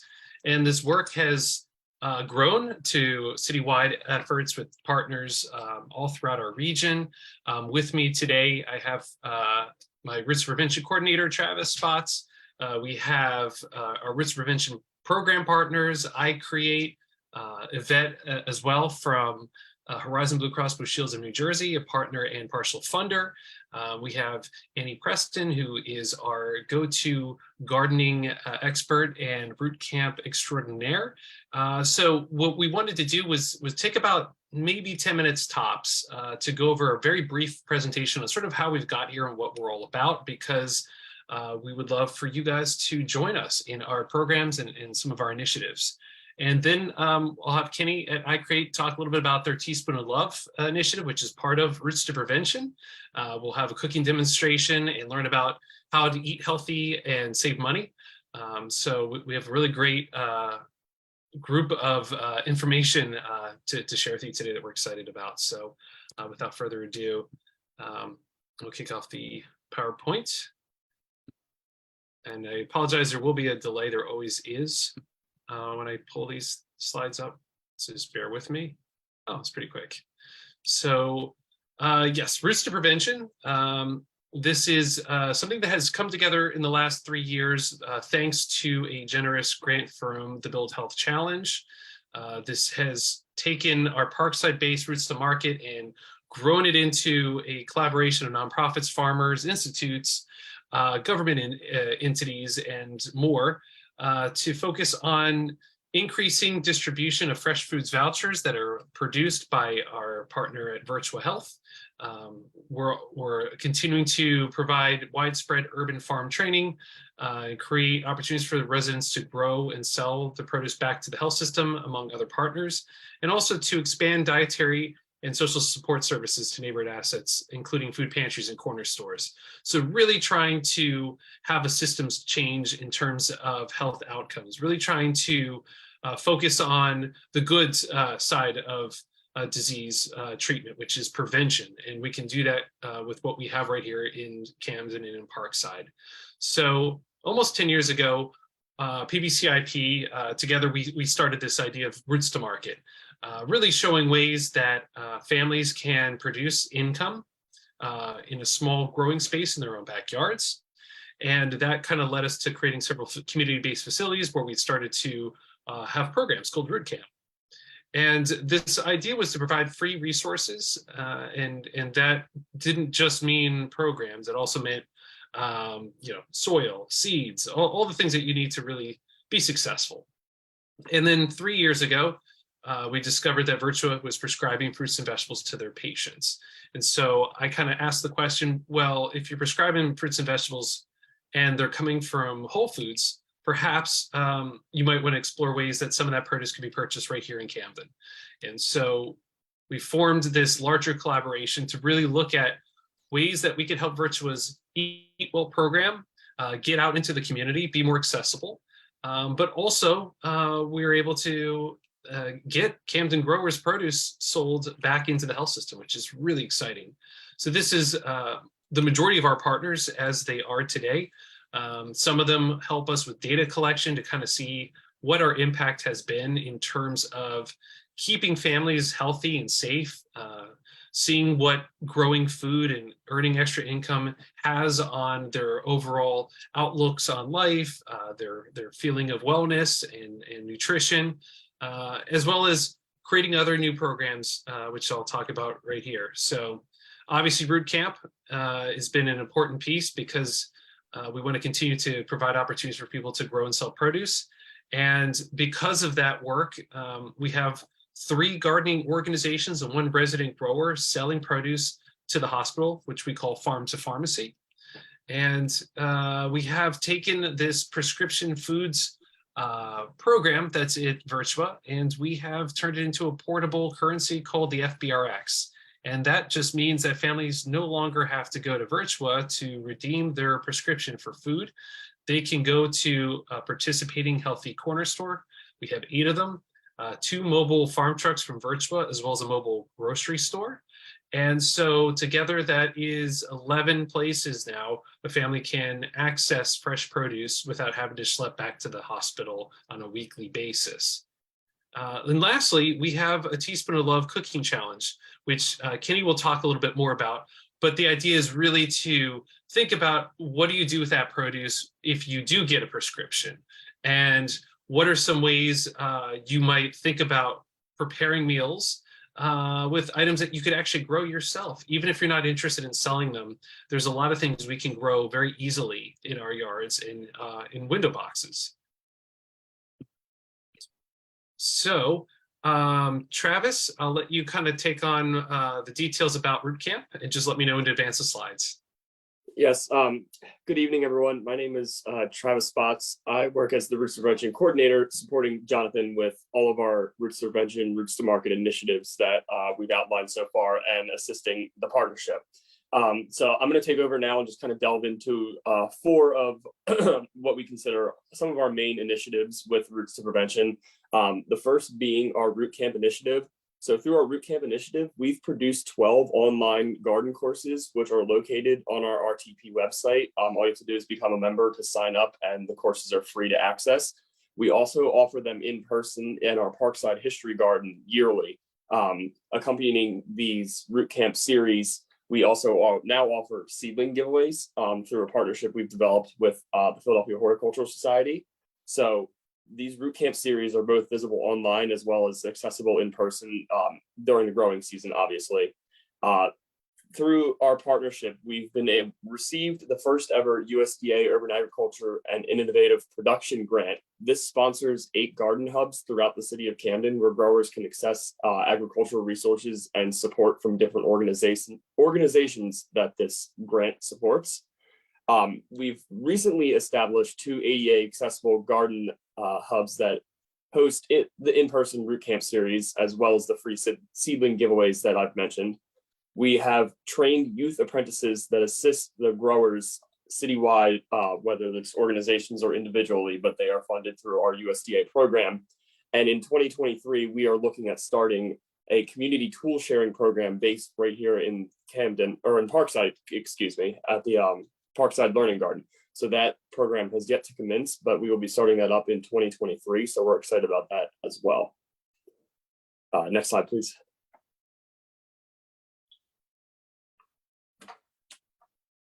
So right here is just a picture of our Parkside Learning Garden. Not visible at the moment is our community tool shed, which is at the back of the area here, but this is right along Haddon Avenue next to Donkeys. I'm sure many of you have passed by this before. And here is our history garden. Behind this picture is where we have our raised beds as well. In front of it is many fruit-bearing trees. And this walkway actually has been upgraded to become handicap accessible. And right on the left where you can see some composting bins. But those are two of our main areas here in Parkside. Next, we have our farm to pharmacy program, which supports locally grown produce being sold to the healthcare system. This is an execution of a purchasing agreement between USDA certified Freehaven farms who are located out in Lawnside and Virtua Health.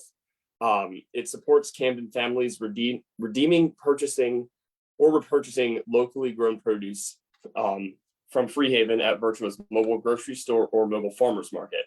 We have 2 community gardens through the USDA network supporting this program, as well as 1 resident grower who produce specific crops which are aggregated out in Lawnside by Freehaven and eventually sold to Virtua. Through this program, we've been able to administer free food handling certifications for individual growers, as well as those supporting the farm to pharmacy network, packaging training for those in the farm to pharmacy network, and soil safety testing for those as well. We've now developed annual crop plans that assign specific crops to each of these growers, and it helps keep things in line with production throughout the season. And this year we've had over 45 pounds of Camden grown produce has been harvested and sold to Virtua. We also conduct ongoing interviews for RTP's quality grower study while this program continues to grow and as we continue through the years. So next slide, please. Our FBRX program we've touched on briefly already, but some of our accomplishments this past year alone is the Redemption Network has recently expanded to, as Jonathan mentioned, there's actually 8 healthy corner stores and 9 stops on Virtua's Eat Well mobile farmers market and mobile grocery store.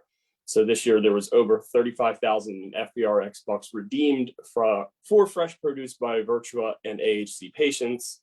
And our partnership has reached over 400 households, with 86% of pilot phase program participants reporting increased fruit and vegetable consumption as a part of the program. Lastly, but not least, we have our Teaspoon of Love program. So this is kind of a twofold thing we have going on here. Roots to Prevention has developed and published a bilingual healthy cookbook. We actually have a second one on the way that will be produced this year, but the first edition has 500 copies floating around Camden that we've already given out. And accompanying this cookbook, we have started a healthy cooking series. So through this series, we challenge Camden families to use healthy cooking ingredients in front of the camera. It's very much a cooking challenge to show off your skills. It's a very good keepsake for the family to have. The videos get put on YouTube and our RTP website. So we really are going to continue to promote these and hope to rack up the views and make this a really big series. We have an accompanying veggie queue series, we call it, that goes with this cooking challenge as well, which is kind of just like showing ways to grill vegetables if you're at a cookout and you don't want to just go with meats and stuff like that. Way to make that healthy there as well. So we're still continuing to film this Teaspoon of Love challenge in 2023. So we encourage anyone that's interested with family, friends, a unit that wants to get in front of the camera and participate. We'll have a plug-in about that shortly. Next slide, please. So we're just going to do a quick location overview. We have our 8 garden hubs spread across the city, supported by USDA, as previously mentioned. You can see them there on the left. 4 of these gardens and one of them being an individual grower sell produce to Virtua. Here are the 8 corner store redemption sites spread across the city, and Virtua's 2 locations as well. And here are the mobile grocery store stops, and followed by the mobile farm truck stops, which are a little different. So that concludes our short presentation. I know we're not totally done. I'm going to pass it over to iCreate quickly. We're going to show a quick video, and they're going to do a quick plug-in again about the Teaspoon of Love cooking challenge. And just to circle back, if anyone's interested in any of these 4 initiatives, to go on to rootstoprevention.com. Travis will put that in the chat, and you can reach out to us. You can sign up to get information and access to our free gardening programs on YouTube. Learn more about some of these great tools, not only in terms of producing food, but cooking. And you can also learn more about getting involved with Teaspoon of Love as well. Thank you, Travis. I will switch to the video right now. Awesome. And while you do that, I have to comment, seeing the numbers and seeing the presentation after, working on so many of these items, I just want to highlight, Travis and Jonathan, they're saviors, man. I mean, they really push a lot of work, a lot of effort behind this. They keep us all in track. And I know Yvette probably plays a big part in seeing how these guys keep us all in track. And, it's amazing how, we're able to reach the people, give them not only the education, but the hands-on knowledge, right? The ability to kind of get in here and really do it. And I'm not just telling you, I'm not just giving you a book. I'm really giving you that ability to dive in and make it your own, make it something that can really attach to you and your life. So, anybody here interested, please dive in. We've only gotten ultimate positive reviews. And, as you guys will see in the video coming up, many of our guests have come back and said how the youth or any of the family members that were with them, it really has changed the way in which they look at food, how they preparate, how they purchase, and it's all kind of been on the back of these 2 gentlemen and the team that we all have together. And I just wanted to give them their roses. Well, thank you so much. Everyone can see the screen, right? Thumbs up. Okay, great. And the sound is turned on. So just let me know if you're having a sound issue. And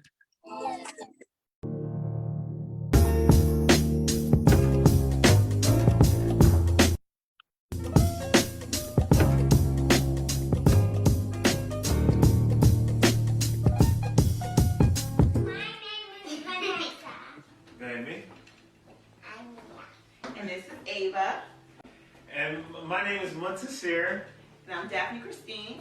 And today we're going to be doing the Teaspoon of Love Cookbook Challenge. But Teaspoon of Love show us how you can eat healthier, different ways of thinking, different foods that are around that we can use to make ourselves better, live a little bit healthier. And we're waiting to see what's coming on, what's underneath this tarp, so that we can get right to the challenge. Yeah. Oh, wait a minute. Some celery here, excellent source of it's an antioxidant. It's also a diuretic. It can help cleanse you out. Everybody need a good cleanser from now and again, because we eat a lot of food that can back us up, and we don't want that. So. And see this part of the bottom? Yeah. Snaps. Where it snaps, it's all woody. This is the part you want. Camden Farms. So this was made right here in Camden from ingredients that were grown right here in Camden. How cool is that? We're definitely putting this in there. Huh? So you got onions, is not that bad, right? A little bit. This salad. Oh, so this is considered a salad. Yeah. I mean, it's garnished, but it's considered a salad.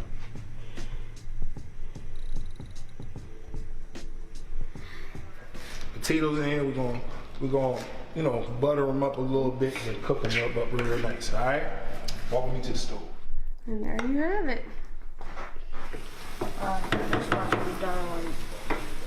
Watch what we done.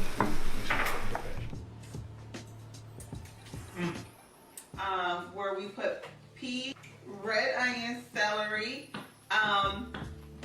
What else we got in there?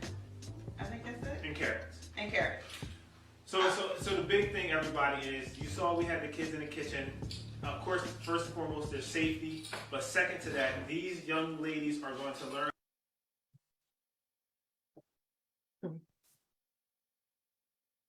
So it's a beautiful thing, and nothing's better than a visual element and hands-on activity, right? And one of the biggest elements that we wanted to do was just not only, like I was saying, give that knowledge, but give you the ability to get behind the camera, put some of those good old fashioned recipes to use, pass the knowledge, pass the tradition, and also, get the kids to the kitchen, right? Bring us all back to the dinner table.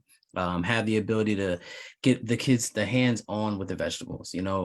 Everybody that has come back and said, we used to have issues with my child eating XYZ and the third. And now, like, we bring them in the kitchen to see us making it, and it changes their mind, right? They're open to trying things. So, it's one of those deals of just giving them that opportunity of seeing what things look like, right? Like, now we're not just going through the ShopRite, just looking at vegetables, right? Like, we're going through and we're remembering that we cooked this and we know what this is, and just passing some of that knowledge about how it can be helpful, right? In areas of, for inflammation, and when you got a little stuffy nose and things of that nature, just, you don't have to always go and get, a Tylenol or so forth. You can go and get some fresh vegetables, and then, you bring it all together and say, oh, by the way, I can just go in my backyard and I have it here. Something that I grew that, I taught the kids how to, once again, get in the dirt, right? And until that soil, and watch something grow from a seedling to my meal, right? To being right on my plate. The door is fully open, so if anybody here on the call, or anybody knows anybody that they think can cook really well, or wants to just show their talents, or just bring the family together, this is fully open. There's no cost. We fully come and get you guys set up. Very humanistic. We want you guys to be natural, so there's no pressure, there's no issues or anything like that. You can come in and get behind the camera and really get some excitement and some fun out of it all. And then our follow-up, we are going to create another version of our cookbook. And the beauty is that we will be taking some of our previous guests' recipes that you guys saw in the video, as well as some more coming, and add them into the cookbook. So now, you can go and have your family recipe kind of get enshrined in this cookbook that can get spread out all throughout the city. That's awesome. I'm loving it. Yeah, and if folks haven't seen already the first cookbook, also reach out to us. We still have copies we'd love to share. We're really, really proud that this was a deliverable that we kind of came up with during lockdown. And just seeing all of us meeting and figuring out how we could continue to move the needle in food and wellness in a time of uncertainty, it was really exciting to see this idea come to fruition, and within a number of months, fully designed by iCreate and published bilingual, and being handed out to families and households here in Camden by that fall. It was really, really impressive to see that all happen. And so while we're on the subject, yes. Oh yeah, one of my favorite parts of the cookbook that I know many people won't see is we wanted our cookbook to be different. And at the end of every recipe, not only do we give you tips and tricks about and knowledge about just what we're cooking, right? Some healthy knowledge about it. But at the very end of every recipe, we say, hey, how did you change this? We all go through a cooking recipe and we're like, I don't want that much salt, or ooh, there's some cinnamon, or we always have our little taste buds that we want to appease. So we leave that note in there and say, hey, like, what did you do that was different? And then we also ask, how do you cook with cucumber or bok choy, and kind of once again get back to documenting those recipes. We all have our grandmother's quote unquote, the note cards and the index cards, right? Like we can kind of keep that going. So just giving people the ability right within the cookbook to add your own recipe. Absolutely. And a big help with this was Horizon. And so I'm glad Yvette's here. She's going to take one of those ideas and recipes and bring it to life right before our eyes. So Yvette, I'll let you take it away. All right. Thank you so much, Jonathan. Can you guys hear me okay? Yes. All right, great. Because I had to position my camera so that you could see everything in front of me. And first off, I want to say thank you for the invite. I'm happy to share this information with everyone.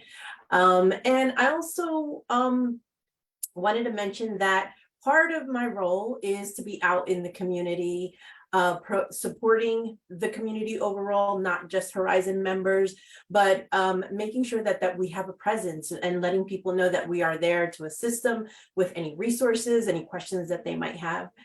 Specifically, my role is a health educator. So I go out and I do these sorts of presentations in person as well as virtually, not only cooking demonstrations, but also, discussing prevention and risks of different health conditions that are affecting our community. So if you are interested in reaching out and wanting a presentation about a specific health topic, please don't be shy. Reach out and I'll be more than happy to provide that. All right. Before we move on to the cooking demo, I do want to just a quick reminder, only because the past 2 years, a lot of people have not received notification to renew their NJ Family Care. I just want you provide this information. So please let your clients, maybe somebody you know, maybe you yourself, if you have NJ Family Care, you will or should be getting notification to renew. It's really important to maintain your health coverage. And so just make sure that you're on the lookout for that, okay? So there were a couple things that were mentioned today about, the community and Camden and the concerns that people have about their health with these new projects that are ongoing. And I felt like, wow, all these things actually do come together, and hopefully I'm gonna try to do a good job and to kind of show you and explain to you what I mean by that. So first, as Jonathan mentioned, I am going to be doing a small cooking demonstration using one of the recipes from Teaspoon of Love cookbook. And just to show you what it's like, what it looks like. Okay, here's a page. This is the recipe that I'm actually doing. It's lemon roasted potatoes and Brussels sprouts. Honestly, they're my 2 favorite vegetables. And so it's really interactive, the cookbook. There's also a QR code on the back. And as Justin mentioned, that there's an area for you to write your notes or tips or what you might do different, and encourages everyone to submit their ideas, because maybe your idea might be be part of the next cookbook, right? And so not only do they make these recipes are simple to follow and understand. These are ingredients that most of us have in our home, because cooking food is so expensive these days, right? Nobody wants to buy something to experiment. And so I promise you, there were only a few items that I actually bought because I didn't have, only because Brussels sprouts isn't something that is available all throughout the year. But also I usually like to get them when I'm actually going to make them or eat them, right? And so just to kind of give you a little bit of background, Brussels sprouts, hopefully you guys have had these before. If you, and you can see, they look like little tiny cabbages. They can either be cooked, eaten raw or sliced thinly and put in salads. You can also roast them, which is the recipe we're going to be doing now. And one of the great things is that Brussels sprouts, actually, they have protein, they have omega-3s, they have vitamin C and vitamin K, which helps for anti-inflammatory properties. And so just know that this little Brussels sprout packs a powerhouse. And so if you've ever had them before and maybe said, oh, I really didn't like them, I'm going to ask you to give them another chance, right? Because sometimes, just like a lot of different foods, you have something, somebody makes it, doesn't prepare it properly, and then you decide, I'm not interested in it. I don't like that food, or I don't like that vegetable, but be a little bit adventurous if you can. And one of the things about the cooking challenge is that we really want to get families involved. We want to get children involved, because what I normally hear are people saying that they have difficulty getting their kids to eat vegetables. So when they become part of the process, it makes it a little easier for them to to try new things, right? And so I mentioned that a lot of those new projects that were being talked about earlier today, specifically about the water and the lead, and the concerns that the community has, what a lot of people don't realize is that the foods and in the recipes and the foods that we're going to be talking about today, these are foods that are helpful not only to adults, but also to for children to prevent lead absorption. Okay, so foods that are rich in iron, rich in vitamin C, as well as calcium, right? Like milk, dairy products, they're all rich in calcium, iron, like beans, lentils, spinach, broccoli, all of those foods actually assist the body to prevent absorbing lead. So that lead could be coming from water, the lead could be coming from outside, or when somebody remediates, when they remodel a home, right? So that lead can be potentially airborne, and in older homes. So the foods that we're talking about that we're encouraging people to eat more of, not only is it good for our bodies in the sense that most of us know, right, we should be eating more vegetables, but also it can really aid in reducing the absorption of lead, most importantly in children. Okay, so without further ado, as I said, the recipe I'm making today, very simple. I gave you a little bit of background about Brussels sprouts. And one fun fact, actually, I didn't know that Brussels sprouts apparently is the least liked vegetable in America. I don't know how. Like I said, I just think that it gets a bad rap. People probably tried it one time. It was prepared improperly and didn't like it. So the recipe calls for a pound of Brussels sprouts. You want to make sure that when you're buying Brussels sprouts, they're tight like this, right? You see how the leaves are very close together. Any loose leaves, right? You want to just take them off. And then with a knife, you want to cut the stem of it, the little end part. Okay, and you're left with what looks like this little tight little ball. It looks like a little baby cabbage, right? And so again, fairly inexpensive. I prefer to buy them fresh. You can buy them frozen, but I'm not a fan. We're also going to use 1 pound of golden potatoes. But guess what, guys? If you don't have golden potatoes, use whatever you have. I'm not partial to red potatoes, but if you have red potatoes or russet potatoes, whatever you have at home, use that. You're going to do 2 tablespoons of olive oil and then a little bit of salt and pepper. Okay.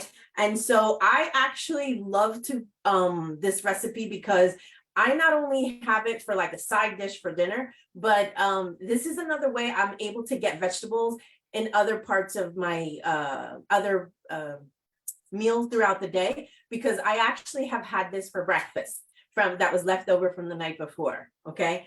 I also added this is what it would look like. Okay. I cut the Brussels sprouts in half, drizzled the olive oil over it, a little bit of pepper. The orange, I actually added peppers to it because when I went to the farmer's market, they just looked too good to pass up. And I've never seen a purple pepper before, but I had to get it. And I also added onions to it, right? So you mix it all up, and then you preheat your oven to 425 degrees, I believe. Okay. And then while it's being cooking, it only took like 25 minutes. For those of you who might be worried about the potatoes being undercooked, sometimes a tip that I do is I actually pre-cook my potatoes a little bit in the microwave.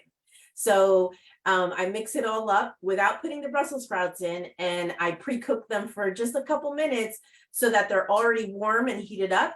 And then when I put them in the oven, they cook at the same rate.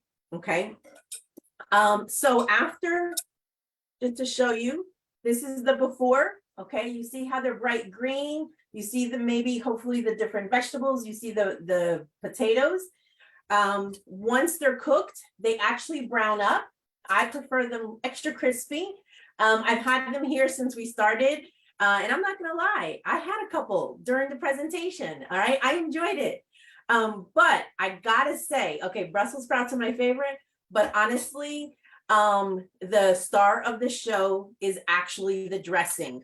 It's lemon juice, olive oil, garlic, because you can never have too much of it. A little bit of honey, fresh squeezed lemon, okay, and then salt and pepper to taste. This dressing is absolutely amazing. Okay, I make this regularly. I use it on a lot of different things. Once the potatoes come out of the oven, you drizzle it over it, and then you can eat it warm. You can eat it cold.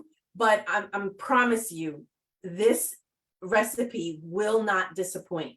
Okay, and if you think this recipe is simple, I encourage you to look at the Teaspoon of Love cookbook for more ideas and make it your own, right? I actually, again, when I went to the farmer's market, these tomatoes looked amazing. I had to get them, as well as I don't know if you can see here. Let me see. This is some romaine lettuce, and now this is grown at the farmer's market.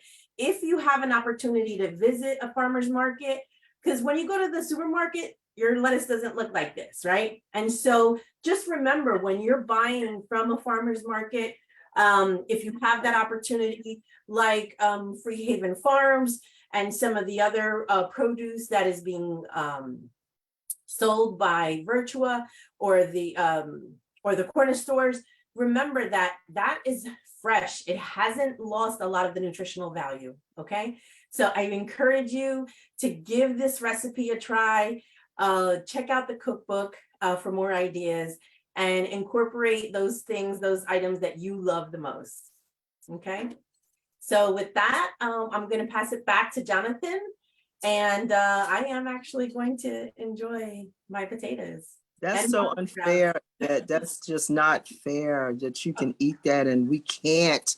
Sorry. It looks delicious. And I'm not a Brussels sprouts girl. I mean, you're right. It is one of the least liked vegetables, but you do have to give it an opportunity to like change. You know, you got to do something different to it. Bridget, our CEO, she roasts Brussels sprouts all the time. Every time I talk to her, she's got Brussels sprouts in the oven, and she's doing it constantly. So I think I'm gonna give it another shot and find out if I can do some other things with it. I know that they can be a little tricky. Sometimes people say that they're a little bitter if they're overcooked. One of the things I like to tell people is it's kind of like broccoli, right? I like my Brussels sprouts a little bit more on the crunchier side. So I cook it less, just like broccoli. And if, you know, some people like their broccoli a little overcooked, like my mom, I can't. But the star, honestly, this dressing, it is amazing. Yeah, it sounds amazing. Absolutely amazing and very simple. Like I said, many of these ingredients are things that you already have in your home. You don't have to go out and buy stuff, you know, maybe the produce when you're going to make it. So I encourage you to do it. And I think roasted Brussels sprouts are really the best ones. So I'm going to give it a shot. I am going to give it a shot. I think that sounds, you know, I probably will add some other vegetables to it. Matter of fact, because if you're roasting them, you might as well just, you know, I can see sweet potatoes or, you know, other things that you can actually add to it. I don't know whether or not those two flavors between the Brussels sprouts and the sweet potatoes are going to like clash because they're sweet, you know. No, but I think if anything, it'll bring out the flavor because the dressing has a little bit of honey in it. Okay. So I definitely think that's a good blend. I mean, look, butternut squash. This is honey nut butternut squash, very tiny butternut. You see it fits in my hand. But I got this again at the farmer's market. I saw the vegetables were beautiful, and we eat with our eyes, right? And so I couldn't eat this. I had to pick them up. So which farmer's market did you go to? I went to one in, I don't know what town it's called. Muth Farms. Muth. I'm not Does sure. anybody know where that is? Jonathan, Travis, you know where that is? I'm not familiar with that one. We have a lot of farmers markets. So the thing is like this is the time we're now on harvest season, you know, right after October. So wherever you can go, there's a farmer's market. They got fresh produce. Go get what you can. I just wanted to share this. Is not our book. It's not the cookbook that Jonathan and Roots to Prevention put together, but I got this from an event that I went to, and it's called the African American Vegan Starter Guide. Okay, so this is what it looks like. So if I can get it up here, this is what it looks like. And it's got all these recipes in it on how to cook with just basically vegetables, how to make even pancakes. It's got even these pancakes that's on the opposite side that they made that's, vegan pancakes. So the thing is that, vegetables are going to become the staple of food in a minute because meat is really not producing what we thought it was supposed to produce. It's creating more problems. And we don't want babies as beautiful as that one that's sitting right there to grow up being a meat eater continuously and having all of these other germs and things going on inside of his body because of the fact that, you don't know what the animal ate. So whatever you are, what you eat.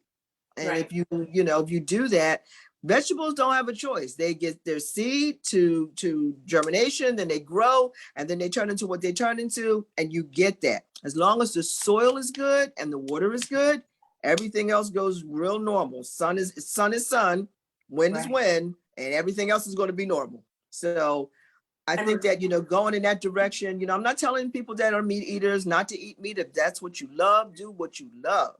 However, give vegetables a really better chance because vegetables, I'm telling you, I go to Miss Corinne's and everybody knows Miss Corinne's.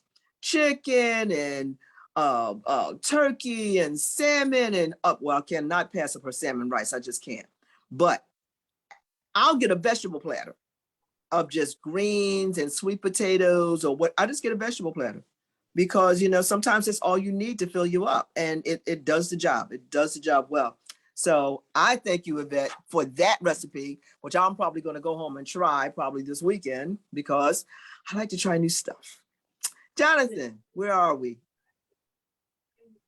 Yes, and thank you, Yvette. I love those tips with the microwaving the potatoes to get them up to speed. And love Brussels sprouts.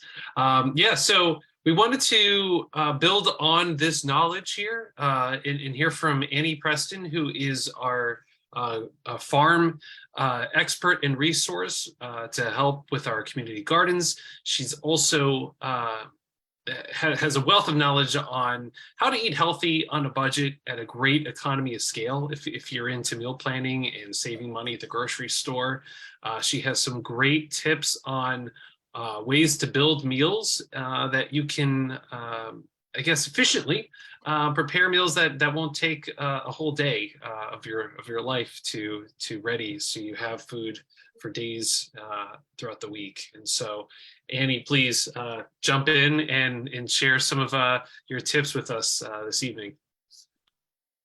Well, thanks, Yvette, for the awesome cooking demo. And my husband's in the background and was like, well, that's all the stuff I would talk about. So lots of good tips of just using what you have and, shopping with your eyes at the farmer's market and everything. But since this subject was really asked to be about food security, I wanted to start with the best security for your food is growing your own food and sharing your food with your neighbors. And we always have space at the history garden. And last year we grew so many greens and more greens than people were even eating. And so I really hope next season we can get more people growing there or just coming and we can do cooking demos and just really make use of the space, because in a small 4 by 8 foot garden bed, you can grow a lot of food.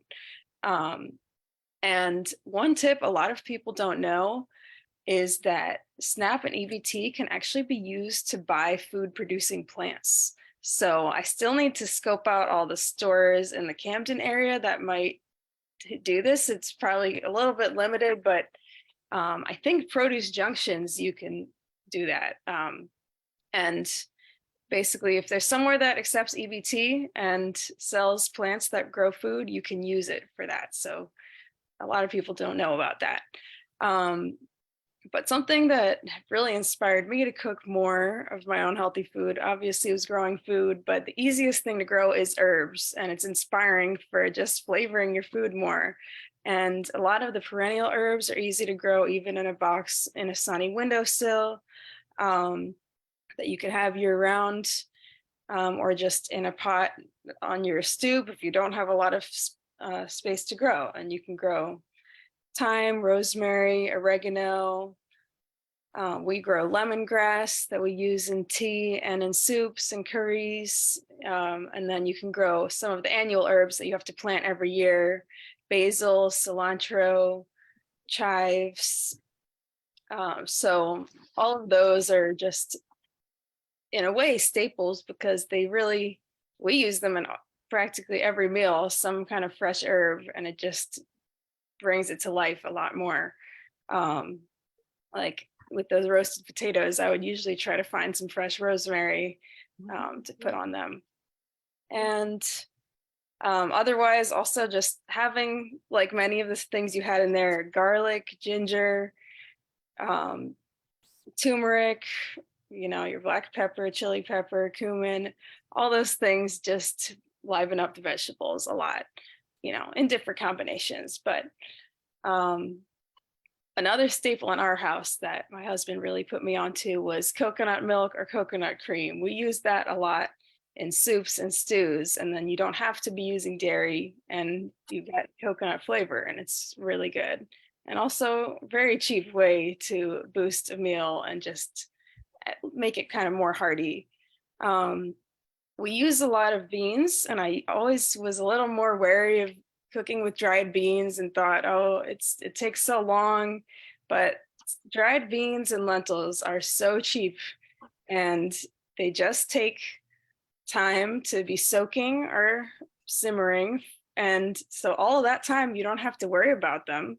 And then they're ready to add more onions and all the other foods that you want to mix into a soup or a chili or a curry kind of dish. But I'm not going to totally get into a cooking demo, especially because we're not going to go too late tonight. But I would say don't be afraid of dried beans. And there's so much info on the internet. And if you don't want to mess with dried beans, even cans of beans are obviously one of the cheaper things at the store. But otherwise, I did want to just touch on, where can you get healthy, cheap food?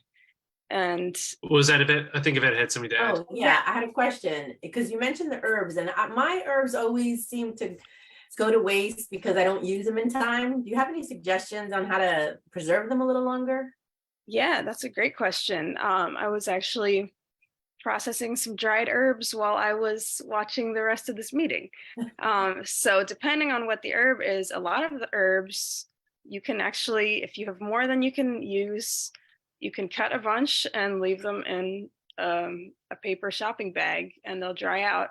And then once they're nice and dry, and it's not a humid day, so that a dry enough day that they're not just absorbing more moisture from the air, that's the time to just jar them up or put them in a Ziploc bag once they're kind of dry and crispy. It depends on the herb a little bit, but you can do that with rosemary, thyme, sage.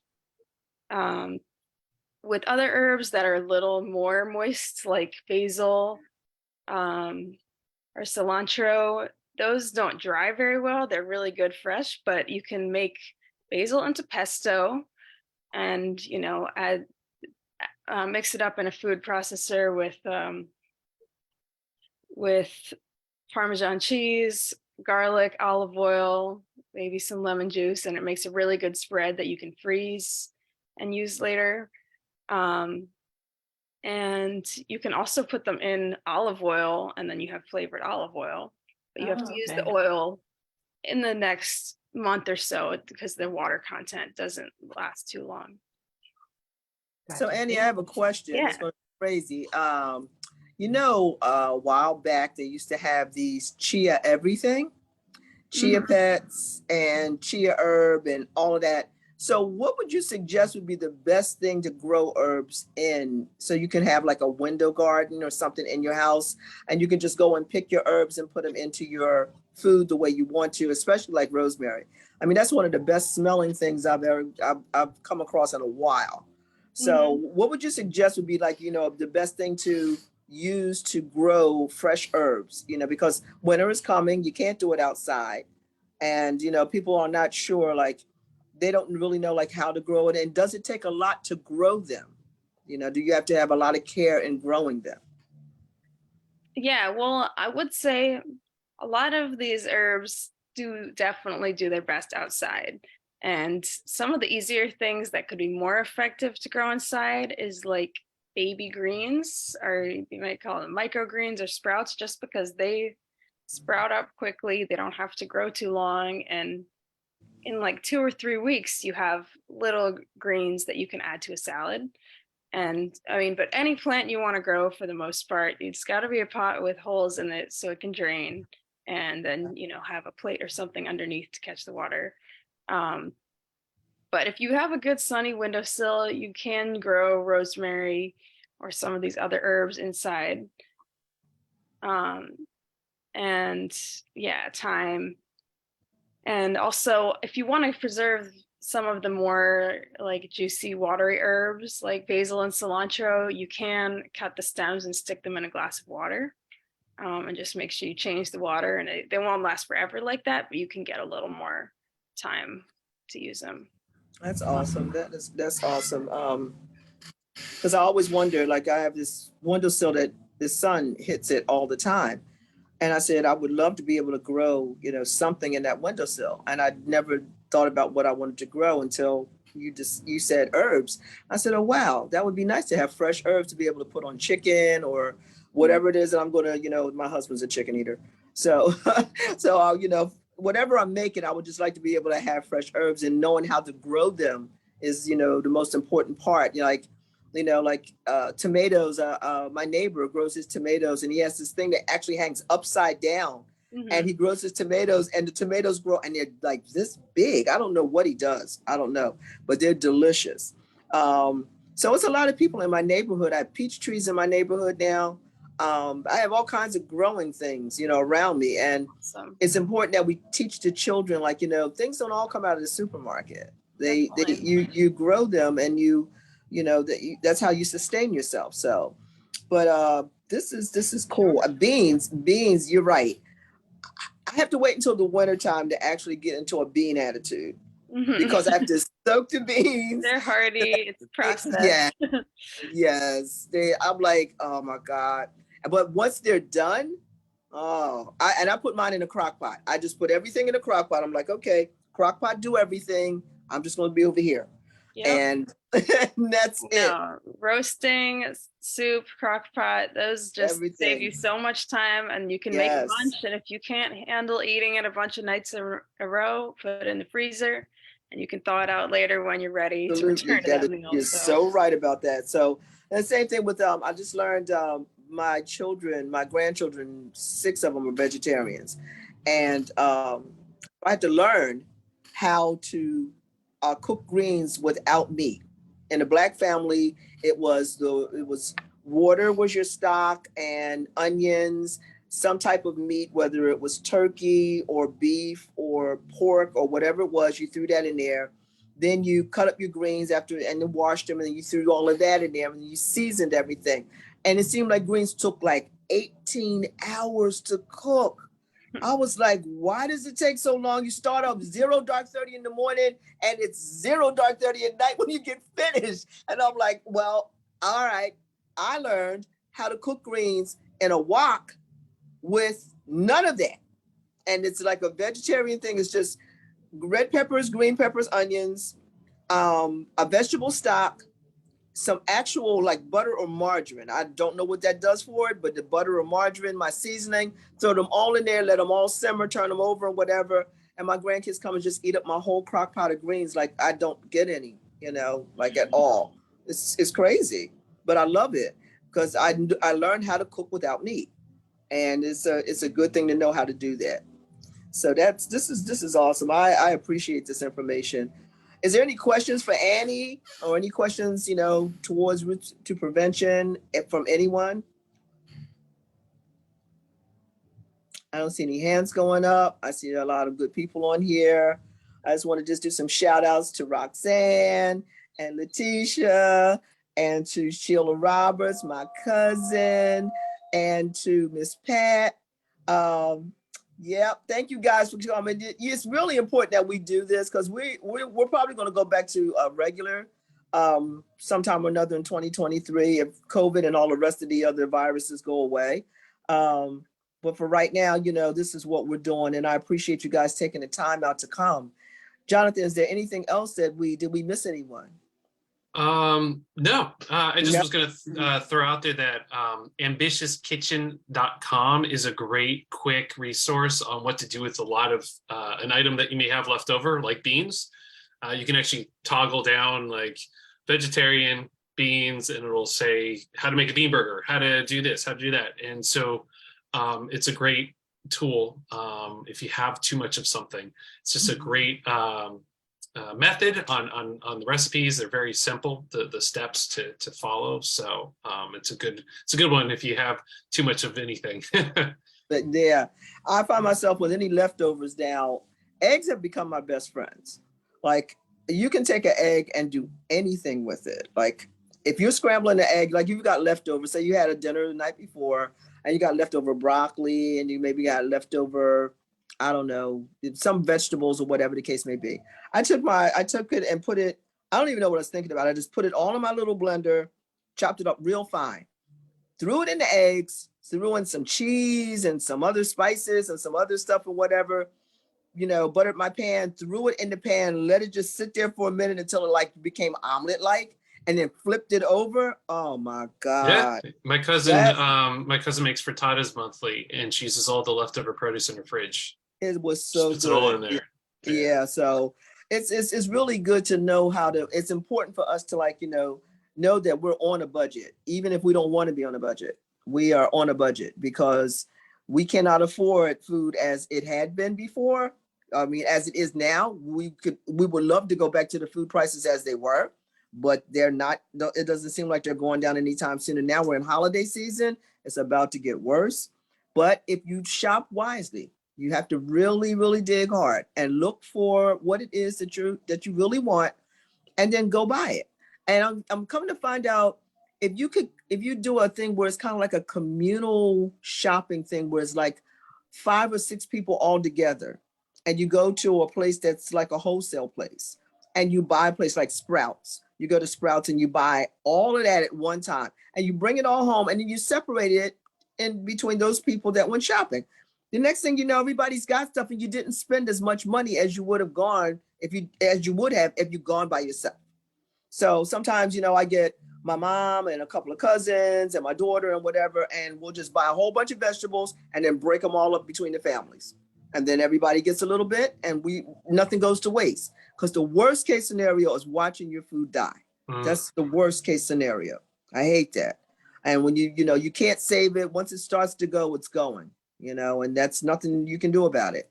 But at the end of the day, if use your food, use your whatever your financial thing is, whether it's EBT or whether it's cash or credit cards, whatever it is, use it wisely. Buy as much as you can, blanch and freeze, so then that way you will have that for later. Learn how to can. You can do anything from YouTube. Canning is not as hard as we think it is. It is not something from just the Wild Wild West. This is something that we need to do, in our everyday life, because canned peaches are delicious. Somebody canned watermelon. I have never tasted canned watermelon before in my life, and I was surprised. It still had the crunchiness to it, but it had this extra sweetness to it. And I was like, how did you do that? But they actually took the juice from the watermelon and put it in the mason jar, and they put the watermelon pieces inside of it. And then when they froze it, they, I don't know how they froze, but they froze it. And then everything was the same when you opened up. When it thawed out, it tastes just like watermelon out the garden. So that was kind of cool. But I'm just saying that, there's so many different things that we can do. And I really, really, really thank, Jonathan and your team for coming on, and all of your guests that you brought to us tonight to give us this information, because healthy eating is so important. It's so, so important. And the more we do it, the better we are. The stronger we can be. And we just need to share our recipes. There's no such thing as a bad recipe unless you taste it and know it's a bad recipe. That's on you. But there's no such thing as a bad recipe. So I just want to thank everyone for being here tonight. Annie, you said you have something to say? Yeah, I just wanted to shout out this Virtua Mobile Market. Jonathan, do you know if they're still going through the winter or for the fall at least? I don't know what their current schedule status is, but it should be available at Eat Well. I think it's eatwell.com, or you Google Virtua Eat Well. It'll have all the current information about their stops and everything. Yeah, That's but a they're great point. throughout the Camden area and they're so cheap. I never have found such cheap produce as like fill a bag of produce for somewhere between $3 and $10. So definitely pay attention to where they stop. They drive up with a bus, and some of the time it's a bus that also has other staples like beans and rice and salmon and different things, and it's subsidized and they accept EBT, but you can get way more stuff for a very small amount of money. So The little farm trucks will be more subsidized than the bus. The bus is a little bit closer to retail, but all of them have a discount. All of them have grants that bring down the costs. So you basically get a full service grocery store medley of produce to buy at a discounted price, and you didn't spend any gas to get there. It's really an incredible thing that we have in Camden. Yeah, It's also available in the Mount Holly area as well. So those are the two places Virtua provides this service. yeah, so I just put it in the chat, but Virtua Mobile Market, check out the online for their schedule. And everyone on this call, Vet, Annie, Kenny, feel free to just hop on to Roots Prevention or message Travis by email. You can get in touch with any of us on this talk today on Zoom. So we're happy to hear from you. So you guys know holiday is coming, for those of you that do holidays, and, everybody's going to really get into their eating thing. Everybody's going to become a foodie, everybody. So, do it wisely, tradition is tradition. Break it, do something different. Do it different, have a vegetarian party, have, something that's got, beans and whatever in it, and, Brussels sprouts. Be careful. Brussels sprouts is rough, but give it a shot. You know what I mean? Give it a shot and see how people respond to it. It's nothing like sitting down at the table and you've done all of this cooking, and then you look around at the table and you see only their heads down going like this. That's all you see. Now, when you see people sitting back and they're looking like you're like, oh, something's wrong. Now you got to ask yourself, what did I do wrong? But when their heads are down and they're going in, you don't have anything to worry about. So try to find something that's going to, appease people's taste buds. People like salt, but they have to get away from it because it's not healthy. They like sugar, got to get away from it. It's not healthy.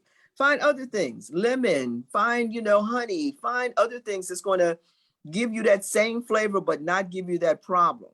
And, go for it. Don't be afraid of it, and people, I'm sure they're going to have to start changing how they eat, because we don't eat well. We got fast food everywhere and it's too much of it. And we really need to learn how to not do that. You spend $30 to $40 for a 4-person meal at a McDonald's for no reason. And you go home and the French fries are ice cold and you throw them in the trash. I'm just saying. So what's the point of spending $40? You could have went over there where Annie said and went to the virtual mobile bus and got $40 worth of produce and probably last you for 2 months.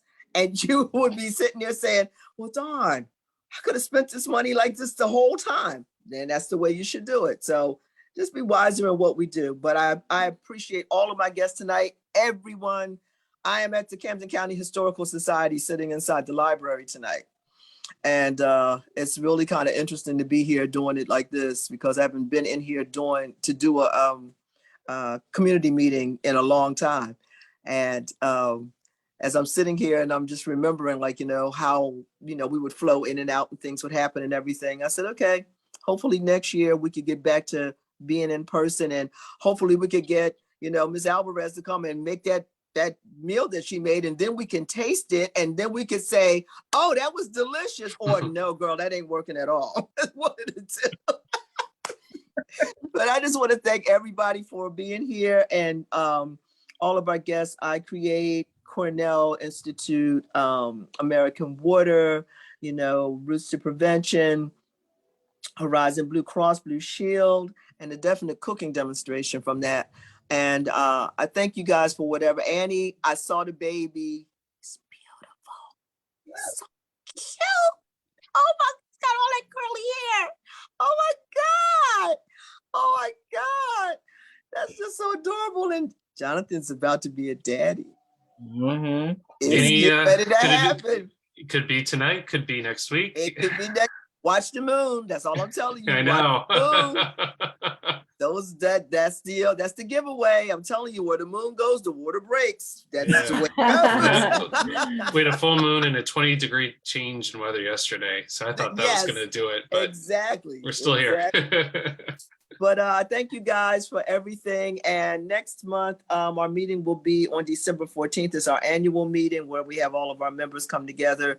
But we probably have some things lined up to do. And then January 23 is coming in. And we'll start all over again and pray that we have no more pandemics, epidemics, demics. We're just done with demics.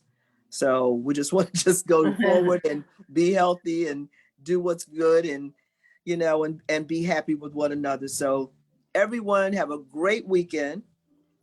Enjoy yourselves, eat healthy, do what you like, smile a lot, enjoy this weather, cold or hot, it doesn't even matter. And, you know, do something nice for somebody else. See how it feels. I appreciate you all. Thank you so much for being with us. Have a good evening. Bye. Thank you. Have a good evening. Bye. Good night. Good night.